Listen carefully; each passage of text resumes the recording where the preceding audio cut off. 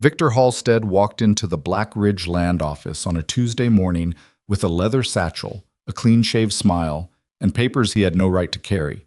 He set them on the counter like they were nothing, like they were just documents, like the name printed across the top: Thornridge Ranch, 1,240 acres, established 1871, meant as little to him as a hotel receipt. The clerk looked up. "Mr. Halstead, these transfers need the owner's signature." Victor's smile didn't waver. "My cousin signed last week. He's had some trouble with his hand." He tapped the page. "You can see it right there." The clerk squinted at the signature.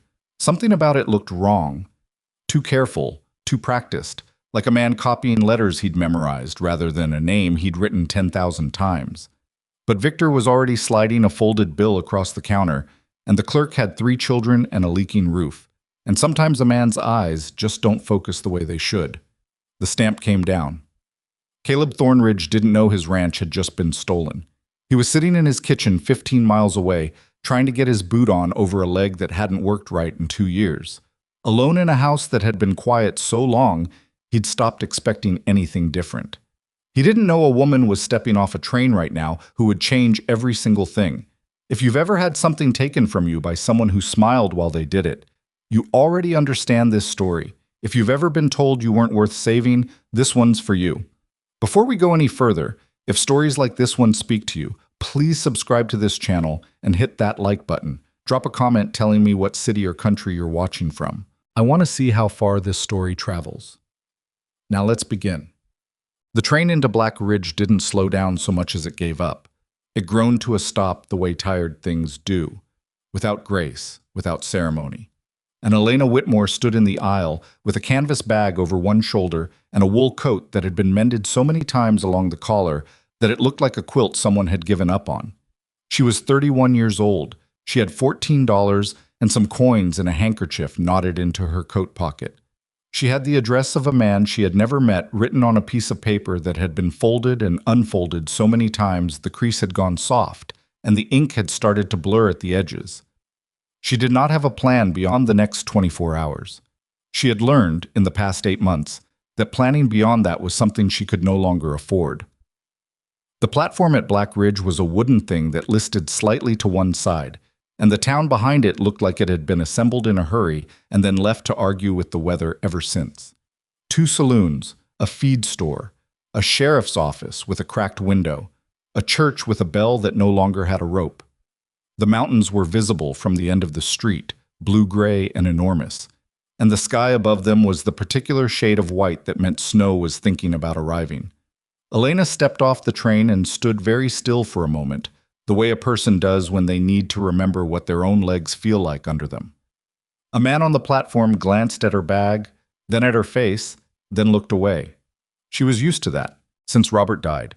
Since his family had descended on the house within 48 hours of the funeral, like creditors who had been waiting politely outside the door, she had become the kind of woman people looked at and then looked away from, as if poverty were contagious, as if grief were something you could catch. Robert Whitmore had been a kind man and a careless one. Careless with contracts, careless with debt.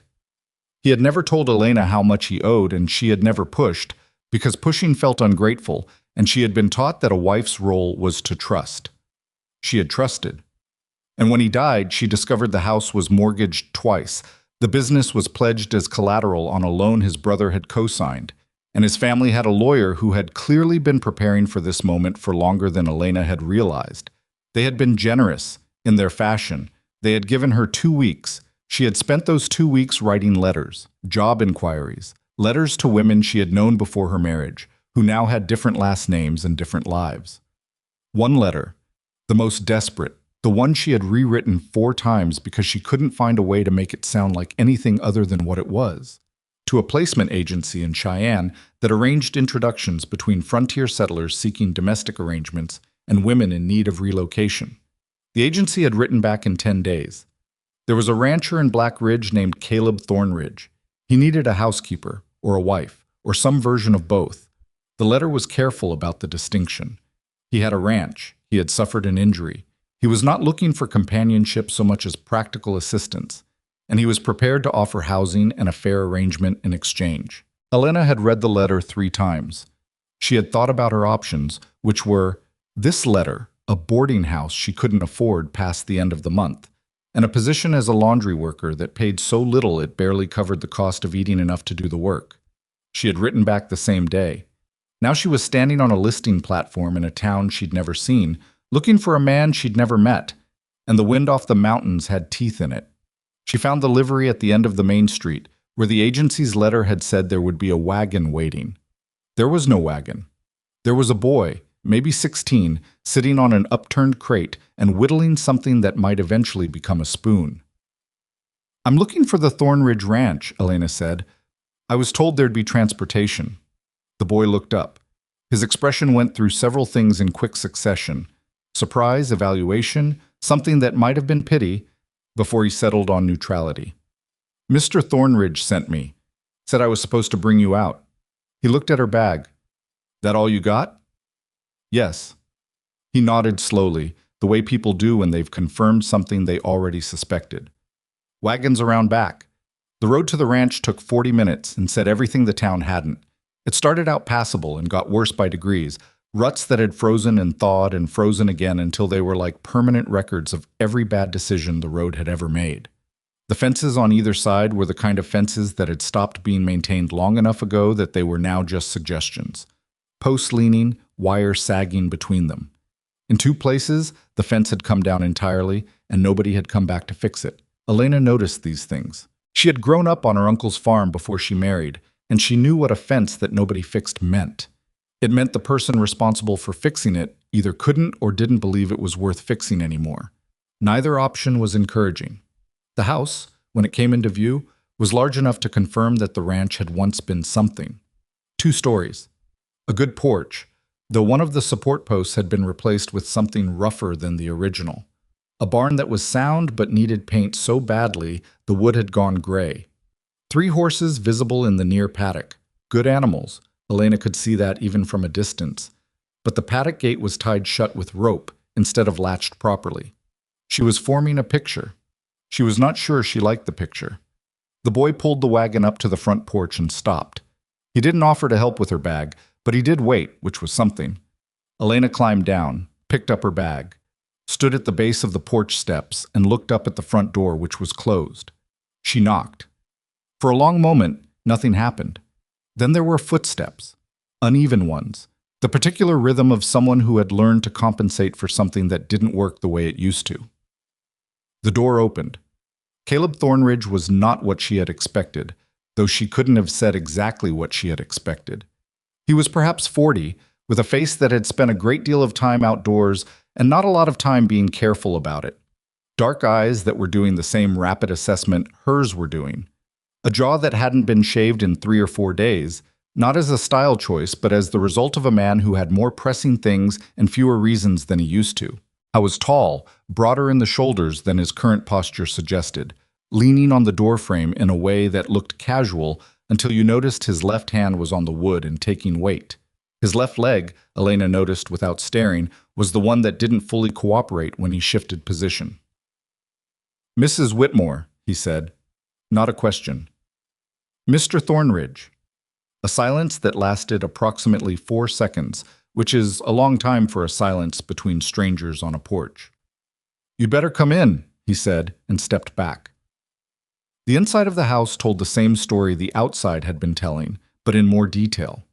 It was clean, or rather, it had been cleaned recently, in the specific way a man cleans when he knows someone is coming and wants to show that he is not entirely without standards. The furniture was good quality and old. The kitchen had a proper iron stove and a table that could seat 6 and currently had 2 chairs pulled up to it, both of which were positioned in a way that suggested they were the only 2 chairs that had been used in some time. There were no signs of a woman's presence anywhere. Not from the previous wife, Elena had been told there had been one. Not from a housekeeper. Nothing on the kitchen shelves that didn't have a purely functional purpose. Caleb gestured to one of the chairs and then, apparently deciding that hospitality required something more concrete than a gesture, went to the stove and moved a kettle onto the hot plate.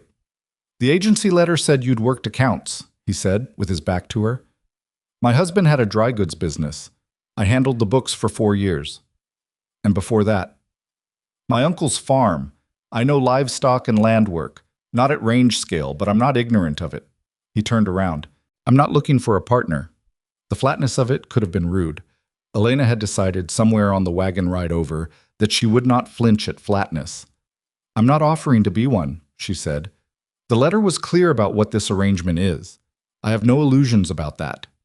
Something in his face shifted, barely, but she caught it. He had expected either offense or eagerness. She had given him neither. He pulled out the other chair and sat down, which required a slightly longer maneuvering than it would have for a man without his injury, and he did it with the particular economy of someone who had learned to perform necessary tasks without drawing attention to the performance. The house needs work, he said. The cooking situation it's not been handled well. I've managed, but I haven't managed it well. What happened to your previous? She left. He said it the way a man says something he's said enough times that it no longer cuts, but only because he's trained it not to. 3 years ago, just after the accident, his hand moved toward his left leg briefly and then stopped, the way hands do when they're about to do something their owner has decided they shouldn't. I don't talk about it. You don't have to. The kettle was making noise. He got up again, that same careful economy of movement, and poured water into 2 cups that he'd put dried leaves into without asking if she wanted tea, which she found oddly reassuring.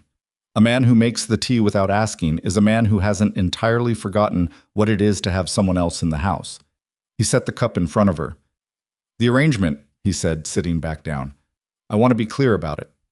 So do I. You have a room upstairs, your own. This is... He paused. I know what the agency letters can imply. I want you to understand this is a working arrangement. If it becomes something more, that's a conversation for another time, and not one I'm promising.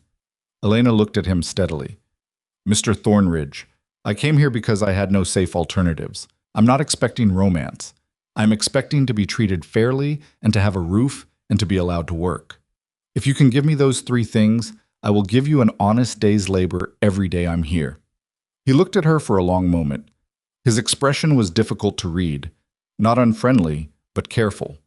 The expression of a man who had learned to check what he was walking toward before he put his full weight on it. Fair enough, he said finally.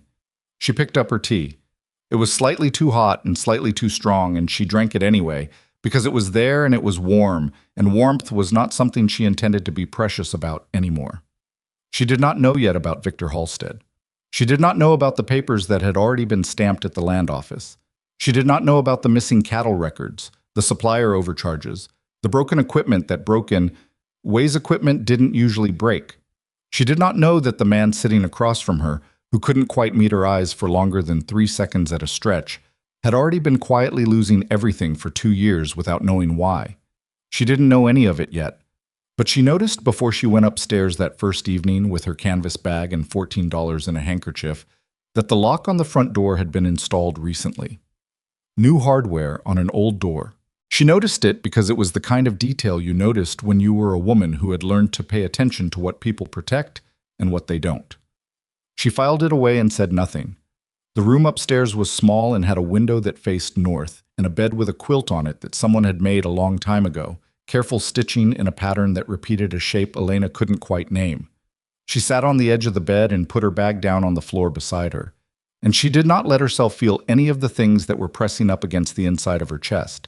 Not the fear, not the grief, not the specific particular loneliness of being in a stranger's house, in a strange town at 31, with $14 and a blurred address, because feeling those things would not help her, and helping herself was the only item left on the list. She put her coat on the hook on the back of the door. She looked at the window and the darkness outside it and the faint outline of the mountains against the sky. She thought, whatever this is, it's a place to stand. That's more than I had yesterday. Then she lay down on the quilt without taking her shoes off, and she was asleep in less than 3 minutes, which was either exhaustion or mercy. And she didn't examine it closely enough to find out which. Downstairs, Caleb Thornridge stood at the kitchen window with his bad leg aching the way it always ached in cold weather, and his tea gone cold in his hand, looking at nothing in particular. He had been alone in this house for a long time. He told himself he wasn't sure how he felt about that changing, but he rinsed both cups before he went to bed, and that was the first time in longer than he could remember that there had been 2 cups to rinse. Outside, somewhere in the dark, the first snow of the season had started to fall on the Thornridge Ranch, on the leaning fence posts and the rope-tied paddock gate and the gray paint-stripped barn, covering everything in something clean and temporary, the way the land had a habit of doing out here, as if it were offering the people on it a brief, impractical kindness before winter got serious about its work.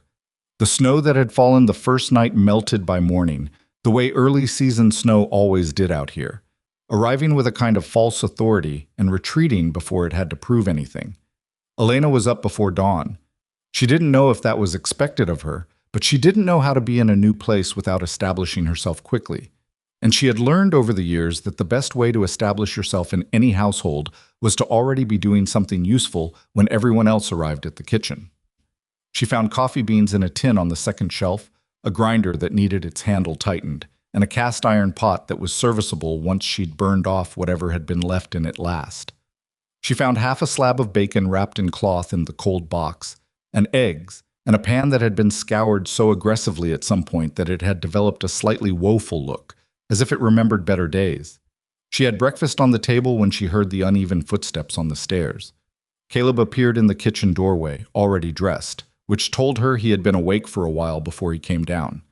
He looked at the table, the coffee, the bacon, the eggs, the 2 plates, and something moved across his face that wasn't quite surprise and wasn't quite anything else she had a clean word for. "You didn't have to do that," he said. "I know." He sat down, poured his own coffee, didn't say anything else for a moment, and Elena sat across from him and ate without filling the silence with talk, which she suspected was the right call. Some men needed to warm up to the day before they could tolerate it, and Caleb Thornridge had the look of someone who'd been waking up alone long enough that the presence of another person at his table was something his nervous system was still negotiating.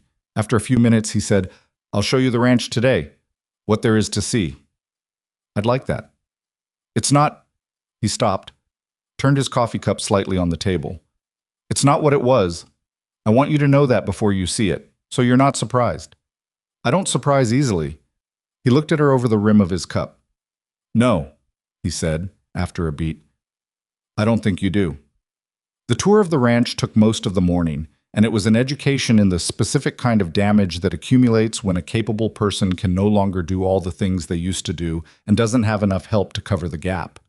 The barn was structurally sound but badly disorganized. Tools hung in the wrong places, supplies stored in a logic Elena couldn't follow, the feed inventory in a state that suggested it had been managed by guesswork for some time. The paddock fences were worse up close than they'd looked from the wagon. 3 of the post braces had failed and been replaced with whatever was at hand, which in 2 cases was wood that wasn't the right dimension for the job. Caleb walked her through it with the particular manner of a man conducting an inventory of his own failures, not quite apologetic, but precise about what was wrong in a way that cost him something. "East fence line needs to be reset," he said. "I've got the posts, I just haven't—" He stopped walking for a moment, shifted his weight, and Elena noticed how he managed the terrain without appearing to manage it, how he always positioned himself slightly uphill from an obstacle, how he took slopes at a diagonal. "I've had trouble getting out there consistently." "What about hired hands?" "I had 2 last spring, 1 left in July. Found steadier work at the Briggs operation over the ridge. The other—" He paused again, in a different way this time. "I let him go in August." "Why?" The question came out more directly than she'd intended, but Elena had learned that softening questions often just delayed the answers, and sometimes prevented them entirely. Caleb glanced at her. "He was careless with the cattle records. I caught 2 discrepancies and gave him the benefit of the doubt. 3rd one, I didn't." "What kind of discrepancies?" "Head counts that didn't match. Feed expenditure that was higher than the inventory could account for." He said it flatly, like facts. But there was something under the flatness, a frustration that had been compressed by time into something harder and denser than frustration usually was. "I thought it was sloppiness. Could have been sloppiness." Elena filed that away. The cattle operation, she learned, had been reduced to 43 head from what had once been close to 120. Caleb explained the reduction in the neutral tone of a man reciting facts he'd made his peace with. A bad winter 3 years back, a disease outbreak that took 17 animals in 6 weeks, market prices that didn't recover the way he'd counted on. Each event he described separately, and each one sounded in isolation like ordinary bad luck. The kind of thing that happened to ranchers. The kind of thing you absorbed and worked around and eventually recovered from. It was only when Elena began hearing them together as a sequence that something started to feel wrong. She didn't say so yet. She kept her face interested and neutral, and she kept asking the practical questions. Acreage under feed crop, water rights on the eastern creek, the supplier arrangement for the things the ranch couldn't produce. And she kept listening, not just to the answers, but to the spaces between them. The supplier, she learned, was a man in town named Grayson. Feed, tools, materials. Caleb had been with him for years and had a standing account. "What are you paying for?" Elena asked. Caleb told her. She kept her expression exactly the same. "And for post lumber?" He told her that too. She did the math fast and quietly, and she said nothing. They were back at the house by midday, and Elena made sandwiches from what was in the cold box, while Caleb sat at the kitchen table with a cup of water and looked at nothing in particular the way a man does when he's thinking about things he doesn't want to be thinking about. She set a plate in front of him without comment. "You're quieter than I expected," he said. "I'm thinking." "About what?" She sat down across from him. "Your supplier prices. What you told me you're paying." He set the cup down slowly. "What about them?" "I'd like to look at your account ledgers, if that's something you'd allow." A silence. His jaw worked slightly, the way jaws do when a man is deciding something. "Why?" he said. "Because the prices you described are significantly higher than what I remember from managing my husband's accounts 3 years ago. And prices haven't gone up that much. Not for feed and lumber. Feed." He looked at her steadily. It was the longest he'd held her gaze since she arrived. "You sure?" "I'm not sure of anything. That's why I want to see the ledgers." He was quiet for another moment. Then he pushed back from the table and went to the small room off the kitchen that served as an office. She hadn't been shown it on the tour, and came back with a metal box, the kind with a flat hasp and a simple lock. He set it on the table, produced a key from his shirt pocket, and opened it. The ledgers inside were not in good shape. Not because Caleb was disorganized by nature, Elena suspected, but because the past 2 years had produced a volume of bad news that was difficult to file neatly. There were loose receipts tucked between pages, a letter she didn't look at directly. Pages where the entries had been made in a different hand than the others, for periods that seemed to correspond, roughly, to the times when a hired hand had been keeping the books. She spent 2 hours with them. Caleb sat at the other end of the table for the first 30 minutes, then moved to the porch when it became clear she wasn't going to provide a running commentary, and she could hear him out there occasionally. Movement, the sound of something being repaired in a small way, and the normalcy of it settled something in the room. What she found, she didn't find all at once. It accumulated the way certain kinds of bad news do, slowly, item by item, each one explainable on its own, until there were too many of them for explanation to cover. The supply prices were the first thing. She cross-referenced what Caleb had told her against the actual invoices, and found a pattern of overcharging that was subtle enough to look like rounding errors but consistent enough across 2 years of transactions to have extracted a significant sum.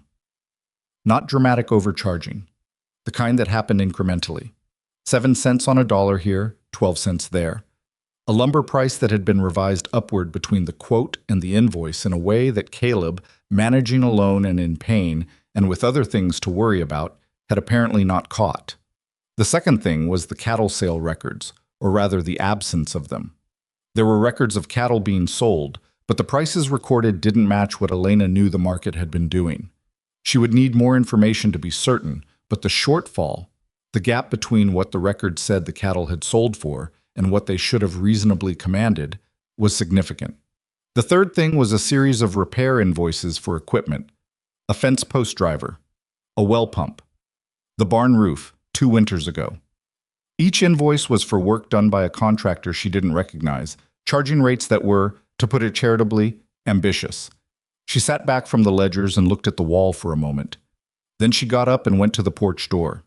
Caleb was sitting on the top step, working on a piece of harness with an awl, his bad legs stretched slightly to one side in what she had started to recognize as his default resting position. "Can I ask you something?" she said. He looked up. "You've been asking things all morning." This one's different. She leaned against the doorframe. Who handles your cattle sales? Do you go to market yourself, or do you work through someone? A pause. I used to go myself. After the accident, he turned the harness over in his hands. I've been working through a broker. Who? The question sat in the air for a second before he answered. Victor Halstead, my cousin. Elena kept her face even. And the contractor who did your repair work, the barn roof and the pump, do you remember who that was? Victor arranged it. I wasn't in a position to. He stopped. He said he had contacts. Said he'd get me fair prices. She looked at him. He was looking at the harness. How long has Victor been helping you manage things?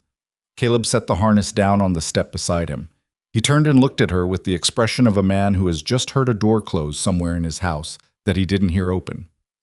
Since the accident, he said, he stopped again. He was the only one who offered.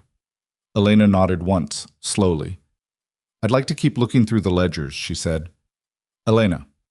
It was the first time he'd used her name. She waited. What did you find? She considered for a moment the various ways she could answer that. The careful ways, the softened ways, the versions that protected him from the full weight of it. Enough to want to find more before I tell you, she said. That's honest. He held her gaze for a long, uncomfortable moment. Then he nodded, once, and picked the harness back up. She went back inside.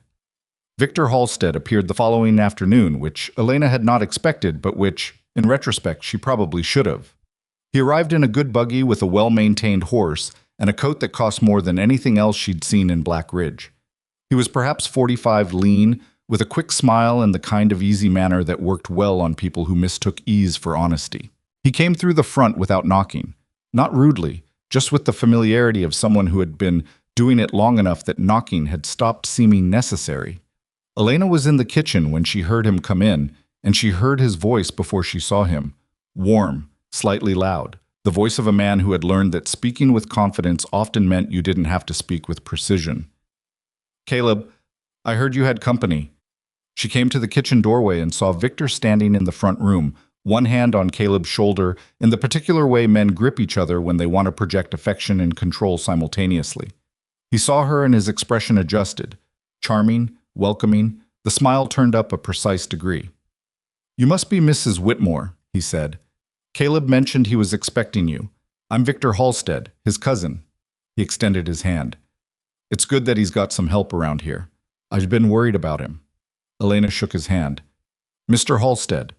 His grip was confident without being aggressive. His eyes did a fast assessment of her. Not rude, just thorough. And she had the sense that the assessment was filed efficiently, and she had been categorized in some way that she couldn't read yet. Victor, Caleb said from the chair he'd settled into by the window. His voice was careful. Elena's been getting oriented, looking at some of the books. Something moved in Victor's expression. Gone so fast, Elena would have doubted she'd seen it if she hadn't been watching for exactly that kind of movement. Books, Victor repeated pleasantly. Well, the accounts are a mess, I won't pretend otherwise. I've been trying to get Caleb to let me bring in a proper man of business for 2 years now, but he's stubborn. He said the last word with a laugh, the kind of laugh that converted criticism into affection. He looked at Elena. How are you finding things? Getting familiar, she said. It takes a few days. Of course. He settled into the other chair with the ease of a man in his own house. Actually, Caleb, I came by because I had a talk with Henderson at the bank. About the note. Caleb's expression shifted. Victor, it's all right. It's fine. I just want to make sure you know where things stand. Victor's tone was gentle, almost paternal, and Elena noted how it worked, how it cast Caleb in a particular role, the unwell one, the one who needed things explained to him, the one who might not be following. The balloon payment comes due in March. That gives us 4 months to work something out. I've been talking to a buyer who might be interested in the south parcel, just the south 40, nothing that affects the main operation. And if we move on that quickly, we could cover the note and give you some breathing room. Caleb was quiet. His jaw had tightened in the same way it had when Elena asked him about the ledgers. I'll think about it, he said. Of course. No pressure. Victor leaned forward slightly. I just want to make sure you're not caught short in March. You know how banks are. Another warm smile. We'll work it out. We always do. He stayed for another 20 minutes, talking about the weather and a cattle sale at Rourke's operation over the next county, and a man named Patterson who'd apparently had some trouble with his water rights. He spoke to Elena twice more, politely, with interest that felt performed, and both times she answered briefly and watched his eyes. When he left, she watched from the window as his buggy moved back down the road, and she was quiet long enough that Caleb, from his chair, said, "What?" It wasn't a question. "Does he visit often?" she asked. "Once a week or so, sometimes more." "And the South 40 he mentioned. You own that free and clear?" Caleb turned his head toward her slowly. "Yes." "And if you sold it, where would the money go?" "To the bank, to cover the note." "What bank is the note with?" A long pause. "Halstead Savings and Trust," he said, and his voice was completely flat. "Victor's family bank." Elena turned from the window. She looked at Caleb. He was looking at his hands, which were resting on the arms of the chair, very still. "I know what it looks like," he said, before she could say anything. "Does it look like something?" He looked up at her. The flatness was still there, but underneath it was something that had been there a while. Anger, maybe, or the specific exhaustion that comes from a man who has suspected something terrible and has spent 2 years finding ways not to confirm it because confirming it would require him to do something about it, and he wasn't sure he was capable of doing something about it anymore. "Elena," he said, "I've been telling myself it was the accident, that the ranch went bad because I went bad." He stopped. "Tell me what you found in the ledgers." She crossed the room and sat down across from him. She told him. Not all of it. There were things she needed to verify, but enough. The overpriced supplies, the gap in the cattle sale records, the contractor invoices for work arranged by Victor at rates that made no sense. She watched his face as she talked. He didn't move much. The muscle in his jaw worked twice. His hands stayed still on the arms of the chair. When she finished, the silence lasted long enough that the fire in the stove settled and popped. 2 years, he said, not loudly. I think longer than that, but I'd need to see records going further back. I have records going back 5 years. Then let me look at them. He nodded. It was a small nod, the kind that costs more than it looks like it does. All right. Caleb. She waited until he looked at her. This isn't because your leg doesn't work right. I want to be clear about that. He was quiet for a moment. You don't know that yet. I know enough. A man sabotaging a ranch from the outside looks exactly like a ranch falling apart from the inside. That's the point. That's why it works. He looked at the fire. He was the only one who showed up, he said, after the accident, after Clara left. He was the one who came out here and said he'd help. He paused. I should have known. Stop, Elena said, not unkindly but firmly. Trusting someone who tells you they want to help is not stupidity. It's what people do. She sat back. The question now is what to do about it. He looked at her. For the first time since she'd arrived, the carefulness in his expression dropped enough to show what was underneath it, which was someone who had been managing alone for a very long time and was, right now, at the exact limit of what alone could hold. You believe me, he said. You've been here 3 days. I believe what's in the ledgers. Most people look at me and they see, he stopped. They see the leg. They see a man who can't run his own operation. Victor's very careful about that, about making sure that's what people see. Victor is careful about a lot of things, Elena said. That's going to be a problem for him. She got up and went back to the ledgers. Outside, the wind had picked up, rattling the kitchen window in its frame, and the temperature was dropping the way it did in the early evenings at this elevation. Fast, without apology, as if warmth were something the land only tolerated for a limited number of hours, and then took back. She lit the lamp on the table and kept working. By the time she was 3 years back in the records, she had found something that changed the shape of everything she'd understood so far. It was a contract, tucked between the pages of the 1879 ledger, like someone had put it there, and then thought better of removing it because removing it would have made its absence visible. A contract between the Thornridge Ranch and a livestock brokerage called Mountain Summit Cattle Partners, signed in Caleb's name, for a period of exclusive sales representation. The contract gave Mountain Summit the right to conduct all cattle sales on behalf of the ranch, and to collect a broker's commission of 12%, which was double the standard rate. Mountain Summit Cattle Partners, according to the address printed at the top of the contract, was registered in Cheyenne. Elena checked the signature at the bottom of the contract twice. Then she got up and went to the office doorway. Caleb? He appeared from the front room. What? This contract. She held it up. Mountain Summit Cattle Partners. Did you sign this? He crossed the room and took it from her. He read it. She watched his face. I signed something, he said slowly. 2 years ago. Victor brought some paperwork after one of the early sales went. Victor said it was a standard arrangement to help manage the logistics while I was recovering. He looked up. This isn't what he told me I was signing. What did he tell you it was? A fee schedule for the brokerage service. He said it was just the rate confirmation. Caleb's voice was completely controlled in the specific way voices get when the thing behind them is not controlled at all. 12%. Double the standard. And every cattle sale I've made in 2 years has gone through this. He set the paper down on the table very carefully, which was somehow worse than if he'd thrown it. Every single one. Elena looked at him. He was looking at the contract. Victor is the registrant of Mountain Summit, she said. I'd bet everything I have, which isn't much, but I'd bet it. You can't know that. I can find out. If someone in Cheyenne can pull the incorporation records. She paused. Is there anyone who could do that? Someone you trust? Caleb was quiet for a long moment. There's a man in Cheyenne. Old friend. He'd do it without asking too many questions. How long would it take? A week? Maybe 2. Elena nodded. Then we have a week or 2 to keep looking. She hesitated. And to be careful. Victor comes by every week. If he notices that you know something or suspects you've been looking, he'll move faster, Caleb said. It wasn't a question. He understood, apparently, the shape of what Victor was capable of, even if he'd refused to look at it directly until now. He's been waiting for me to either sell or default. If he thinks that's not going to happen, he'll try to make it happen another way.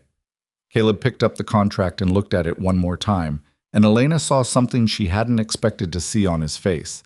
It wasn't just anger, though the anger was there. It was something older and more complicated.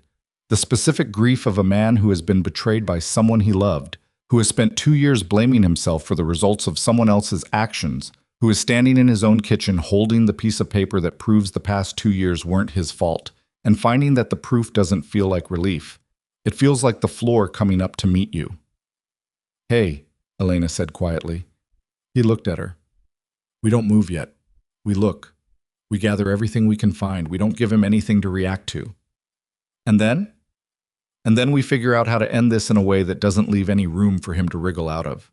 He held her gaze. Outside, the wind hit the side of the house hard enough to rattle the window again. And somewhere in the barn, one of the horses moved and knocked against a stall wall, and the lamp on the table threw a circle of warm light that made the dark outside the circle feel very complete. You've been here 3 days, he said again. But this time, it didn't sound like doubt. It sounded like a man recalibrating something. I know, she said. Sit down. I need you to tell me every transaction Victor has been involved in since your accident. Every one you can remember. We'll go through them against the ledgers. He sat down. They worked until close to midnight, and neither of them mentioned stopping. The letter to Caleb's contact in Cheyenne went out on a Thursday, tucked inside a routine supply order so that anyone watching the mail, and Elena had started to assume that someone might be, would see nothing worth noting. Caleb had written it himself, in the careful hand of a man who had once been good at correspondence and hadn't lost the skill, just the occasion for it. He didn't explain everything in the letter. He asked his old friend, a man named Aldous Frett, who had done land registry work in the territorial capital for 20 years, to pull the incorporation documents for Mountain Summit Cattle Partners and send back whatever he found. He said it was a business matter. He didn't say whose business. Elena had suggested the understatement. Victor Halstead had managed everything so far by being the one with the most information, by knowing what Caleb didn't know and using that gap like a wedge. Narrowing that gap without announcing it was the only advantage they had, and she intended to protect it. In the meantime, she kept working through the ledgers. The picture that was forming was more systematic than she had initially understood, and the more systematic it became, the angrier she got, in the quiet, cold way she'd learned to be angry. The way that didn't spend itself on noise but accumulated instead, stored up like water behind a dam, waiting for the moment when a controlled release would do more damage than a flood. The overpricing on supplies wasn't random. It followed a pattern keyed to the months when Caleb's injury had been most debilitating. The first winter after the accident, the spring of the following year, when he'd had an infection in the leg that had kept him off it for 6 weeks. The periods when he would have been least able to audit anything, least likely to ride into town and compare prices, least equipped to notice that the numbers weren't adding up. Someone had studied him, had watched him the way you watch an animal, noting where it was weakest, timing things accordingly. She brought this to Caleb on a Friday evening, showing him the pattern against the dates she'd pulled from his own notes and the invoices. He sat with it for a long time without speaking. "The 6 weeks in spring," he said finally.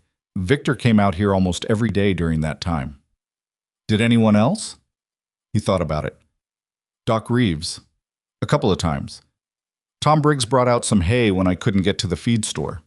He paused. Victor was the one who arranged the hay delivery. Through Grayson. Elena looked at him. "And what did Grayson charge you for the hay?" Caleb found the invoice without being asked. He was getting better at navigating the ledgers, faster at knowing where things were. She watched him scan the page, watched his expression settle into that particular controlled flatness, and she knew he'd found what she expected him to find. 40% above market, he said. "And Grayson, how long have you been with him?" 7 years. He was my father's supplier first." "And when did Victor start handling the orders?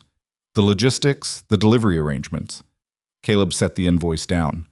He didn't answer immediately, but she could see him moving back through time in his head, mapping it, and she could see the moment he arrived at the answer because something in his posture changed. Not dramatically, just a degree of settling, the way a structure settles when one of its load-bearing elements shifts. "About 3 months after the accident," he said. "He said it would be easier, that I shouldn't be worrying about supply runs when I was still—" He stopped. "When you were still recovering," Elena finished, without emphasis. "Yes." She gave him a moment. She'd learned over the past week that Caleb Thornridge needed moments. Not long ones, not coddled ones, just enough space to process something before the next thing arrived. He didn't like being managed, and she didn't try to manage him. But she'd noticed that if she pushed forward too fast, he pulled back, not out of weakness, but out of the same instinct that made him stand slightly uphill from obstacles. He needed to choose his own footing. "I'd like to ride out to the eastern boundary this weekend," she said, "where the land meets the Halstead property." He looked at her. "Why?" "Because Victor keeps offering to sell your south parcel, but he mentioned the eastern boundary last week in passing. You might not have noticed. He said something about drainage and the spring runoff affecting the fence line." She paused. "The eastern boundary is where your water rights are tied to the creek. If someone were trying to establish a claim that the boundary was unclear, he'd have to show that the land there was in dispute or improperly maintained," Caleb said, and his voice had gone very quiet. "If the fences are down and nobody's been maintaining the line, it gives him an argument, not a legal one necessarily, but enough to complicate things, enough to delay, enough to generate legal costs you can't afford." She looked at him. "Is that fence line maintained?" The silence that followed was answer enough. They rode out Saturday morning, Elena on the older mare that Caleb said was steady on rough ground, Caleb on the gray gelding that was clearly his preferred animal, the one that understood his riding adjustments without being asked. The eastern boundary was 2 miles from the house, across terrain that went from open pasture to a draw choked with bare-limbed cottonwoods before opening out again into a flat, where the creek ran along the property line. The fence, where it still existed, was in worse shape than anything she'd seen near the house. 3 sections were down entirely, the posts rotted through at the ground. In one place, the wire had been cut. Not broken, not rusted through, but cut, cleanly, and left lying in the grass where the ground was soft enough to show the impression of boot prints. Elena crouched down near the cut wire. The cut was not recent. It had started to rust at the edge, but it wasn't old either. Weeks, maybe. 2 months at the outside. "Caleb," she said. He had already seen it. He was sitting on the gelding above her, looking at the cut ends of the wire, and his expression was the specific expression of a man who has just had a suspicion confirmed in a way that's worse than the suspicion was, because the suspicion had still contained the possibility of being wrong. "Someone cut this," he said. Yes. This is my land, my fence. Someone came onto my property and cut my fence. He said it slowly, not in a rising way, but in a descending one, each word landing more heavily than the last. And Elena recognized the particular weight of it, not just the anger, but the violation of it, the intimacy of it, someone moving around on his property in the dark cutting things without him knowing, someone who had access, someone who knew where to go. We need to document this, she said. She had brought paper and a pencil for exactly this reason. She sketched the section, the post positions, the cut location, the boot prints. She wasn't an artist and she wasn't a surveyor, but she was precise, and precision was what the sketch needed. There's more, Caleb said. I was moving the gelding along the fence line, east toward the creek. Come look at this. She followed. At the creek, where the water ran shallow and clear over a bed of flat stones, someone had placed a wooden marker stake in the ground on the wrong side of the water. It was new, fresh-cut wood, not yet weathered, and it was planted with an air of authority that made her stomach drop slightly, because a stake like that, if someone photographed it and brought it to a lawyer, could be used to argue that the property line had been established at a different point than the deed showed. That's not a survey marker, Caleb said. No, it's a prop. Elena looked at it. Pull it out. Shouldn't we leave it as evidence? Evidence of what? Right now, it's evidence that someone put a fake survey marker on your land. Pull it out and keep it. It does more work for us in your hand than it does in the ground where he wants it. Caleb dismounted.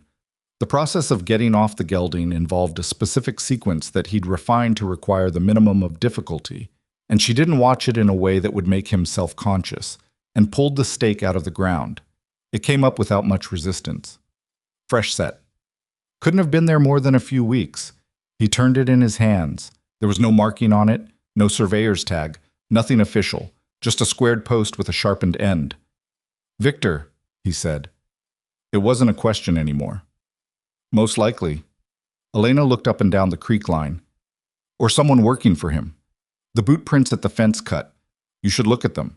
See if you recognize the size or pattern. Caleb walked back to where she'd been crouching by the cut wire and looked at the ground.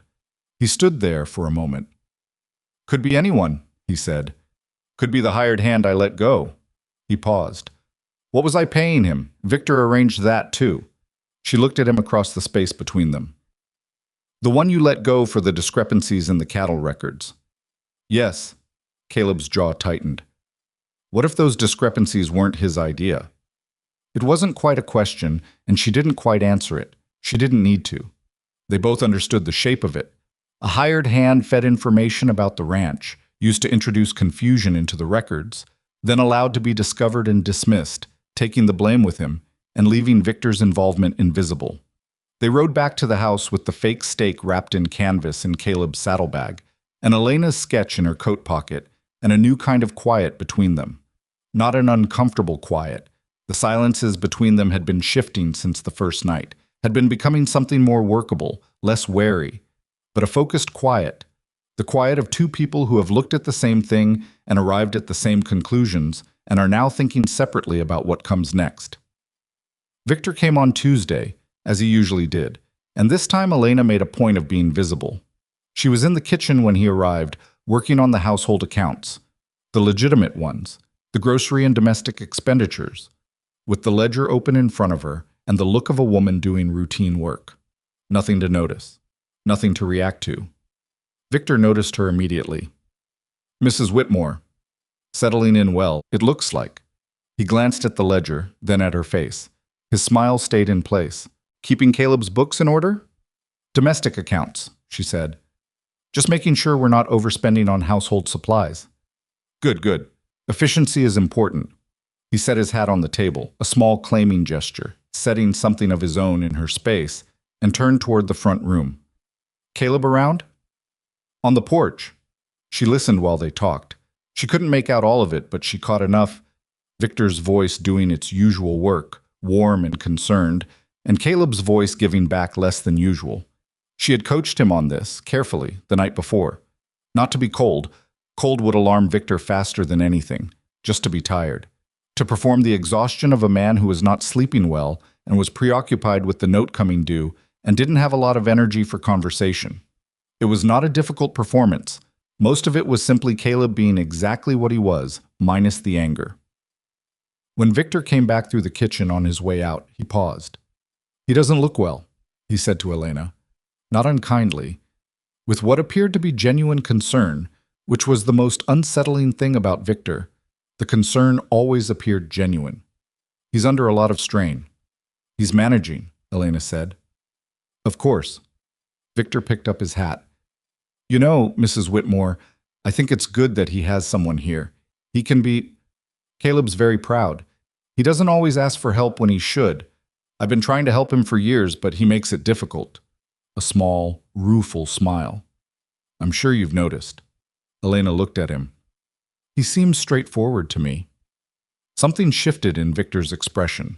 Not much, just a recalibration, the way a man recalibrates when he expected an ally and has found something less legible. "Well," he said pleasantly, "you've only been here a short time. You'll learn his patterns." He left. Elena stayed in the kitchen until she heard his buggy on the road. Then she went to the porch. "He was watching you," Caleb said. He was leaning against the porch rail, arms crossed, looking at where the buggy had turned onto the main track. "I know." "What was he looking for?" "Whether I'm someone he needs to worry about." She leaned against the doorframe. "Right now I think he's decided I'm a housekeeper who can add numbers. That's useful." "You want him to underestimate you." "I want him to feel like he already understands what I am. People who think they understand something stop looking at it carefully." Caleb turned and looked at her. "That's a cold way to think." "Victor taught me," she said, "by example." The reply from Aldous Frett in Cheyenne arrived 11 days after they'd sent the letter. It came inside a larger envelope addressed to the Thornridge Ranch, packed in with a seed catalog that Caleb had not ordered, but that made the package look thoroughly unremarkable. Aldous apparently was a man who understood discretion without having to be asked for it twice. Elena was at the kitchen table when Caleb opened it. She watched his face as he read the single page inside. He read it twice. Then he set it down on the table and turned it so she could see. Mountain Summit Cattle Partners had been incorporated in Cheyenne in the spring of 1878, several months before Caleb's accident, and its registered principal was a Victor James Halstead of Black Ridge, Wyoming Territory. She had known it. She had been certain of it for days. But seeing the name on the paper, official and unambiguous, still produced something in her chest that wasn't quite surprise and wasn't quite relief. It was more like the feeling of a weight shifting, the weight of uncertainty, which was its own particular burden, one she'd been carrying since she first looked at the ledgers. "He set this up before your accident," she said. "Yes." Caleb's voice was flat. "Which means it wasn't opportunistic." He pushed back from the table slightly and looked at the ceiling for a moment, the way people look at ceilings when the floor has gotten complicated. "He didn't see an opportunity when I got hurt. He was already planning it. The accident just accelerated it, made it easier, made it look natural." He brought his eyes back down. "He was at the ranch the day it happened, the accident. Victor was there." He said it slowly, like a man picking up rocks and looking under them. "He was helping me work with a new horse. He said the animal spooked at something. I always thought—" He stopped. Elena waited. "I always thought it was just bad luck," Caleb said. "The horse shined the way it did. I thought it was just one of those things that happen." The silence that followed was the heaviest one they'd had. Elena didn't rush it. She sat with it, with him, because some silences needed to be sat with rather than filled. "I don't know that he caused it," she said finally. "We can't prove that, but we can prove the rest of it." "Can we?" "The contract, signed in your name for terms you didn't agree to. The incorporation document showing he's the principal of the brokerage. The overpriced invoices from contractors he hired. The fake survey marker on your boundary line." She looked at him steadily. "That's fraud, Caleb. Multiple counts. That's not a civil dispute. That's criminal." He was quiet, turning the Cheyenne letter in his hands. "The sheriff here is—" He paused. "Hendricks and Victor have history. Victor's family has been in this county for 30 years. I don't know that Hendricks would move on this." "What about the territorial marshal?" He looked up. "That's a bigger step. It's also outside Victor's sphere of influence." Elena folded her hands on the table. "A county sheriff is a man Victor can have a conversation with. A territorial marshal is a different matter. We'd need more than what we have. I know. That's why I want to go back to the boundary line with you. And I want to talk to Grayson. Caleb frowned. Grayson might tell Victor. He might, or he might not if we approach it the right way. She paused. How well do you know him? Well enough. He knew my father. I don't think he's corrupt. I think he might just be a man who knew better than to refuse Victor Halstead. That's different from a man who chose to participate, Elena said. Different enough that he might be willing to clarify some things if he understood that the whole arrangement was coming apart regardless. Caleb considered this. He rubbed the side of his face with one hand, a habit she'd noticed when he was working through something he didn't like. You want to give him the chance to be on the right side of this before it's too late to choose. I want to see which side he picks, she said. Those are slightly different things. He almost smiled. Not quite, but close. They went to see Grayson the following Thursday, which was a market day in Black Ridge, and therefore the day when the feed store would be busy enough that their presence wouldn't be remarkable. Elena had been to town twice before, once with the boy who'd picked her up at the station, once with Caleb for supplies, and she'd been watching the texture of the place. Who talked to whom? Who looked away from whom? Where Victor Halstead fit in the social map of Black Ridge, and how much of the map he'd drawn himself. He'd drawn more of it than she'd expected. He was a member of the town council. His bank held notes on at least 3 other properties that she knew of from conversations overhead at the general store. He was the kind of man who built his influence horizontally, spread across many relationships, each one moderate enough not to alarm, the sum of them constituting a grip that was difficult to describe precisely because no single part of it looked like a grip. Grayson was a broad, white-haired man in his 60s with hands that looked like they'd been carved from something that didn't start out as human material. He was stacking feed sacks when they came in, and he looked up at Caleb with the expression of a man who carried some guilt about something and had learned to wear it as general wariness. Caleb asked if they could talk in the back. Grayson looked at Elena. This the wife? This is Mrs. Whitmore, Caleb said. Grayson led them to the back room, which smelled of grain and old wood, and something else Elena couldn't name. He didn't sit down, and they didn't either. I need to understand something, Caleb said. The invoices from the last 2 years. The ones where Victor arranged the delivery. Grayson's expression went very still. What about them? The prices on those invoices aren't your prices, are they? It wasn't quite an accusation. Caleb had delivered it the way Elena had suggested, as a statement with a question mark so light it was barely audible, giving Grayson a door rather than a wall. The older man looked at the floor for a moment, and his jaw worked in a way that Elena recognized. The jaw of someone calculating, not math, but risk. Victor told me to invoice at the rates he specified, Grayson said finally. Said it was a management fee arrangement. Said you'd agreed to it. I didn't agree to it. Grayson looked up. In his face, Elena saw something she'd been hoping for. Not innocence, because she didn't think Grayson was entirely innocent, but relief. The relief of a man who has been holding something uncomfortable for a long time and has just been handed an opportunity to set it down. I should have asked you directly, Grayson said. I know that. Were you keeping part of the difference? Caleb asked. Direct. No judgment in his voice, just the question. Grayson was quiet for a moment. Victor paid me a small amount for the inconvenience, he said. He said it like it tasted bad. I told myself it was just a business arrangement. Everybody does business. I need you to write that down, Caleb said. What you just told me. The rate instructions from Victor. What you were paid. The invoices. Grayson looked at him. If I do that, Victor will know. Victor's going to know regardless, Elena said. The question is whether you're on record as someone who cooperated when given the chance, or someone who had to be compelled. Grayson looked at her for a long moment. She didn't look away. You've got more nerve than the women I'm used to, he said finally. It wasn't an insult. It sounded like something between a complaint and a compliment, and she accepted it as both.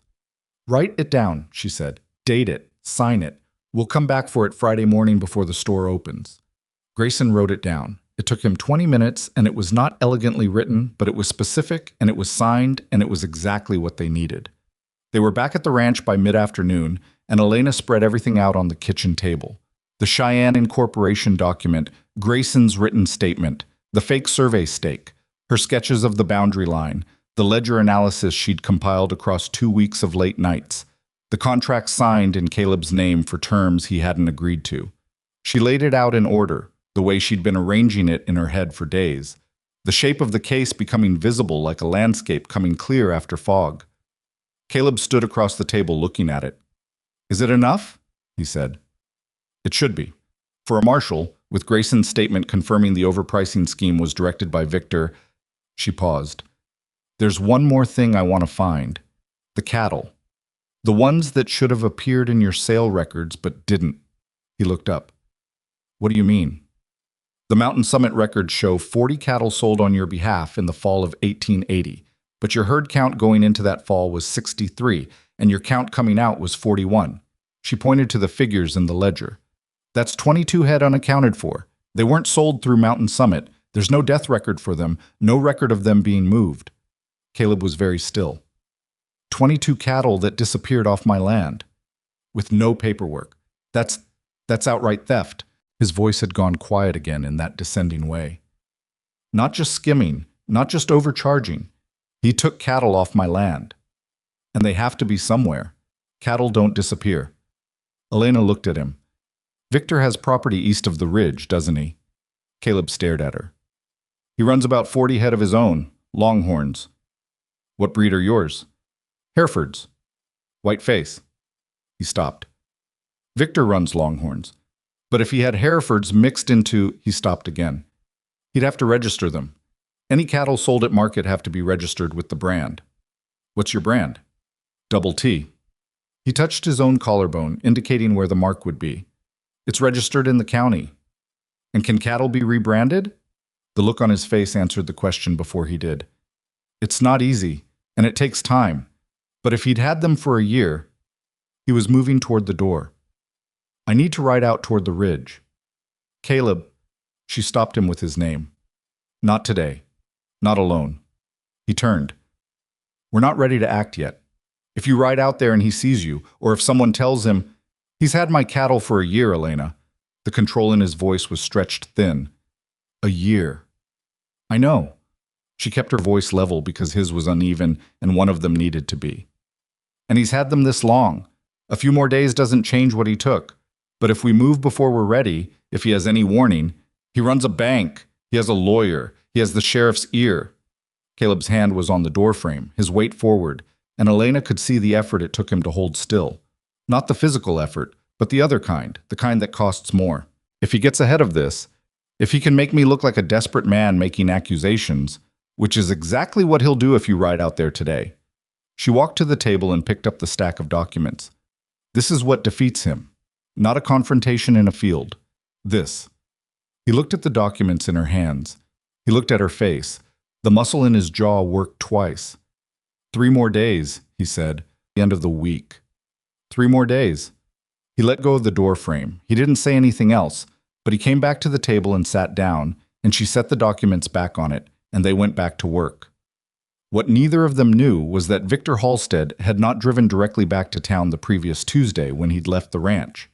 He had stopped his buggy a quarter-mile down the road, where a stand of cottonwoods provided enough screen, and he had sat for a considerable time looking at nothing in particular, turning his hat in his hands, doing the kind of calculating that had kept him ahead of every situation he'd engineered for the past 3 years. The woman bothered him, not her manner. Her manner was careful enough to be unreadable, which was itself a kind of answer. Not her presence, a housekeeper, even a sharp one, was manageable. What bothered him was the ledger she'd had open on the table. He'd seen the year on the page. 1878. She was reading years he hadn't expected anyone to reach. He had driven the rest of the way to town slowly, and by the time he arrived he had made a decision. Not a dramatic one, not yet, but a directional one. The timeline needed to move. The March balloon payment was a tool he'd always intended to use, but he'd been patient, willing to let the weight of it do its work gradually. Patience, he was now thinking, might be a luxury he could no longer afford. He had an appointment with his lawyer that afternoon. After that, he had a conversation with a man named Purvis, who was not the kind of man you had conversations with in his office, but rather in the back room of the saloon, over a table in the corner, with no introduction and no written record. By Thursday morning, when Elena and Caleb were sitting with Grayson in the back of the feed store, Victor Halstead had already put something in motion that they didn't know about. The first sign of it came Friday evening when one of the Thornridge Ranch's remaining hired men, a part-time worker named Cy, who came 3 days a week to help with the heavier fence and cattle work, rode up to the house in a state that was clearly agitated, his horse blowing hard, his hat absent. He found Caleb on the porch and Elena at the kitchen window. "There's cattle in Ridgeway Creek Draw," Cy said, catching his breath. "White-face Herefords, about 12-15 head, and there's 2 men with them I don't know, trying to move them toward the east road." Caleb was off the porch before Elena reached the door. "Which direction from the boundary line?" she called after Cy. The young man looked at her. "South side of the creek, ma'am." South side. Her land. Caleb's land. She didn't hesitate. She grabbed her coat from the hook by the door, and for a moment, one single, brief moment, she thought about what she was walking toward and what might happen and how little she had left to lose. Then she put the coat on and followed. The draw at Ridgeway Creek was about 1.5 miles from the house, and Elena covered it faster than she'd expected, partly because the mare moved well once she understood the direction, and partly because something had taken over in Elena's chest. That wasn't quite fear and wasn't quite courage, but was the specific thing that lives between them, the thing that makes your hand steady when your heart isn't. Caleb reached the draw first. He'd pushed the gelding hard, and she could see him at the tree line when she came over the low rise, already stopped, already reading the situation before he moved into it. She pulled up beside him and looked. 15 cattle. Maybe 16. White-faced Herefords, exactly as Cy had described, milling in the shallow water of the creek and on the grassy bank on the south side of the line. 2 men on horseback working them, not in any particular hurry, which was its own kind of message. The unhurried manner of men who believed they had the right to be where they were. One of the men she didn't recognize. The other was the former hired hand Caleb had let go in August, the one with the discrepancies in the cattle records. "That's Rudd," Caleb said. His voice had gone to that very quiet place. "I see him." Elena was looking at the cattle. Even from this distance, she could see the brand marks. Or rather, she could see the places on the animals' hides where the hair had grown back differently, the subtle wrongness of a rebranded animal, the original mark showing through in the way healed things sometimes did. "Those are your cattle, Caleb." "I know they are." He recognized them the way a man recognized his own property, not from a single feature, but from the whole of them, the particular way they moved, the distribution of coloring. "They've been rebranded, roughly. Badly enough to show, if someone looks." He was already moving the gelding forward before she finished the sentence, and she went with him, not behind him but alongside, which was how they'd been doing things for the past 2 weeks, and which, she noticed, he no longer seemed to find surprising. The 2 men on horseback saw them coming. The one she didn't know pulled his horse around and straightened, a defensive posture, the posture of a man who'd been told this might happen and had been told what to do if it did. Rudd looked at Caleb, and his expression went through something complicated and then settled on a kind of defiant blankness. "Rudd," Caleb said, pulling up about 20 feet from them. "Mr. Thornridge." Flat. The courtesy was reflexive, left over from employment. "Those are my cattle. These are Mr. Halstead's cattle, bought legal, last fall." "You rebranded them." "They were branded when Mr. Halstead bought them." Rudd said it with the particular confidence of a man who has rehearsed the line enough times that it feels true. "I can't speak to what the brand looked like before."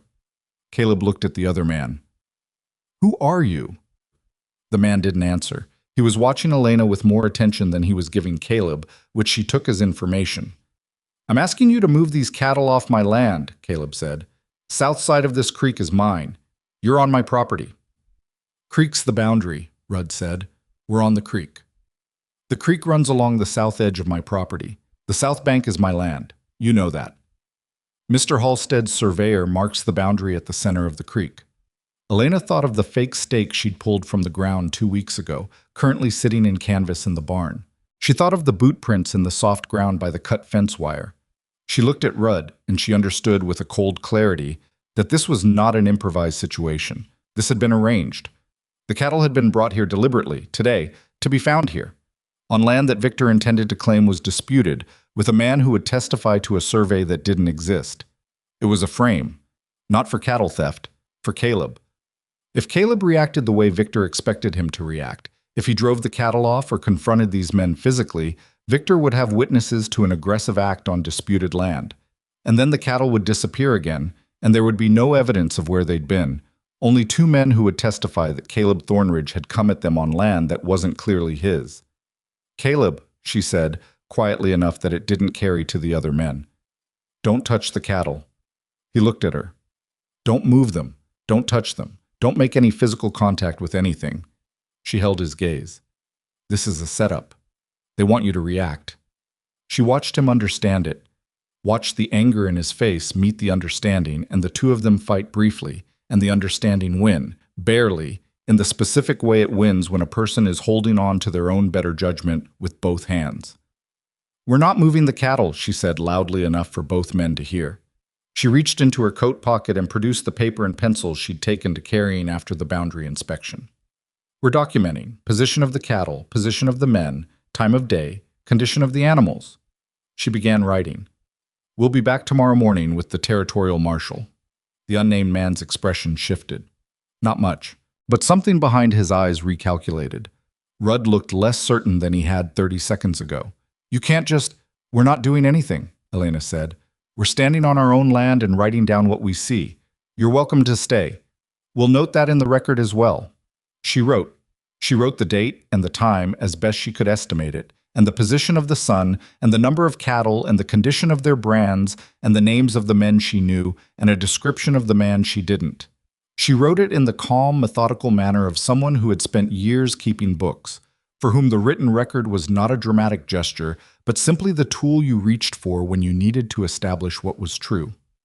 Caleb sat on the gelding and watched the two men and said nothing. The effort of saying nothing was visible, but he did it.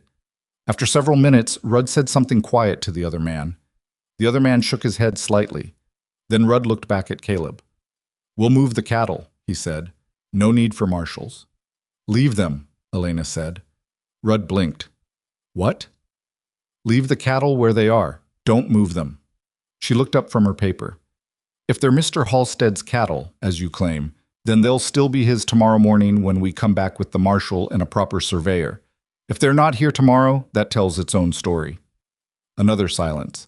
Rudd looked at the other man again. "We'll leave them," he said finally, and there was something in his voice that Elena recognized. The sound of a man who has just realized the person he thought was the smaller problem in the room is actually the larger one. She and Caleb rode back to the house in the last of the daylight. She was aware of him beside her, the way you become aware of someone who is working very hard at something that doesn't show, and she left him to it. It was when they were putting the horses up that he spoke. "If I'd gone out there alone," he said. He was undoing the gelding's cinch, his back to her. "If you hadn't been there, you would have figured it out." "Maybe." He didn't sound convinced. "Or maybe I'd have driven those cattle off and given him exactly what he needed." Elena settled the mare in her stall and leaned on the stall door. "What matters is what happened, not what might have." He turned around. He looked at her across the dark barn, the lamplight between them, and she saw on his face the particular expression she'd noticed appearing with more frequency over the past 2 weeks. Something open, something that had stopped being defended quite so aggressively. "I need to send word tonight," she said, "to Fret and Cheyenne, the marshal there. We can't wait until end of week." "I know." He lifted the saddle off the gelding and set it on the rail. "I'll write the letter." "Write to Tom Briggs, too," she said. "You said he's a fair man. He should know what's been happening. We're going to need people who can speak to your character and your operation, and we need them ready before Victor has a chance to talk to them first." He was quiet for a moment. "You've thought this through." "I've been thinking about it since Tuesday." She pushed off the stall door. "Victor moves through relationships. He has conversations with people. He builds the version of events he wants people to believe before anyone else gets there. We need to be in front of him. And if we can't be, if he's already, then we deal with what's there, but we try." He nodded. He looked tired, genuinely tired, the bone kind that accumulated over weeks of working something through while also managing a ranch with a bad leg and 2 decades of isolation around him. She thought about saying something and then didn't, because Caleb was not a man who handled being looked after gracefully, and this wasn't the moment to push that. "Go write the letters," she said. "I'll finish here." He looked at her. "You don't have to—" "Go write the letters, Caleb." He went. The letters went out the next morning, 2 of them, one to Fret, with a full accounting of what they'd found, and a request to forward it immediately to the territorial marshal's office. One to Tom Briggs 2 ridges over, asking him to come to the Thornridge Ranch at his earliest convenience for a matter of some urgency. Briggs arrived that same afternoon, which told Elena something about the man before he'd said a word. A man who came fast when a neighbor asked was a man who understood that urgency meant something, that people who said urgency usually meant something less pressing than urgency, but that occasionally they meant exactly what they said. He was a wide, deliberate man in his 50s with a sun-damaged face and the careful eyes of someone who spent a lot of time reading terrain. He listened to Caleb lay out the situation, the ledger evidence, the corporation, Grayson's statement, the boundary interference, the cattle in the draw, without interrupting. When Caleb finished, Briggs was quiet for a moment. "Victor Halstead," he said. Not a question. The way a man says the name of something he suspected was there, in the dark, for a while. "Yes," Caleb said. "I've had some—" Briggs paused, choosing words. "I've had some dealings with Victor, not bad ones, but I've noticed things over the years.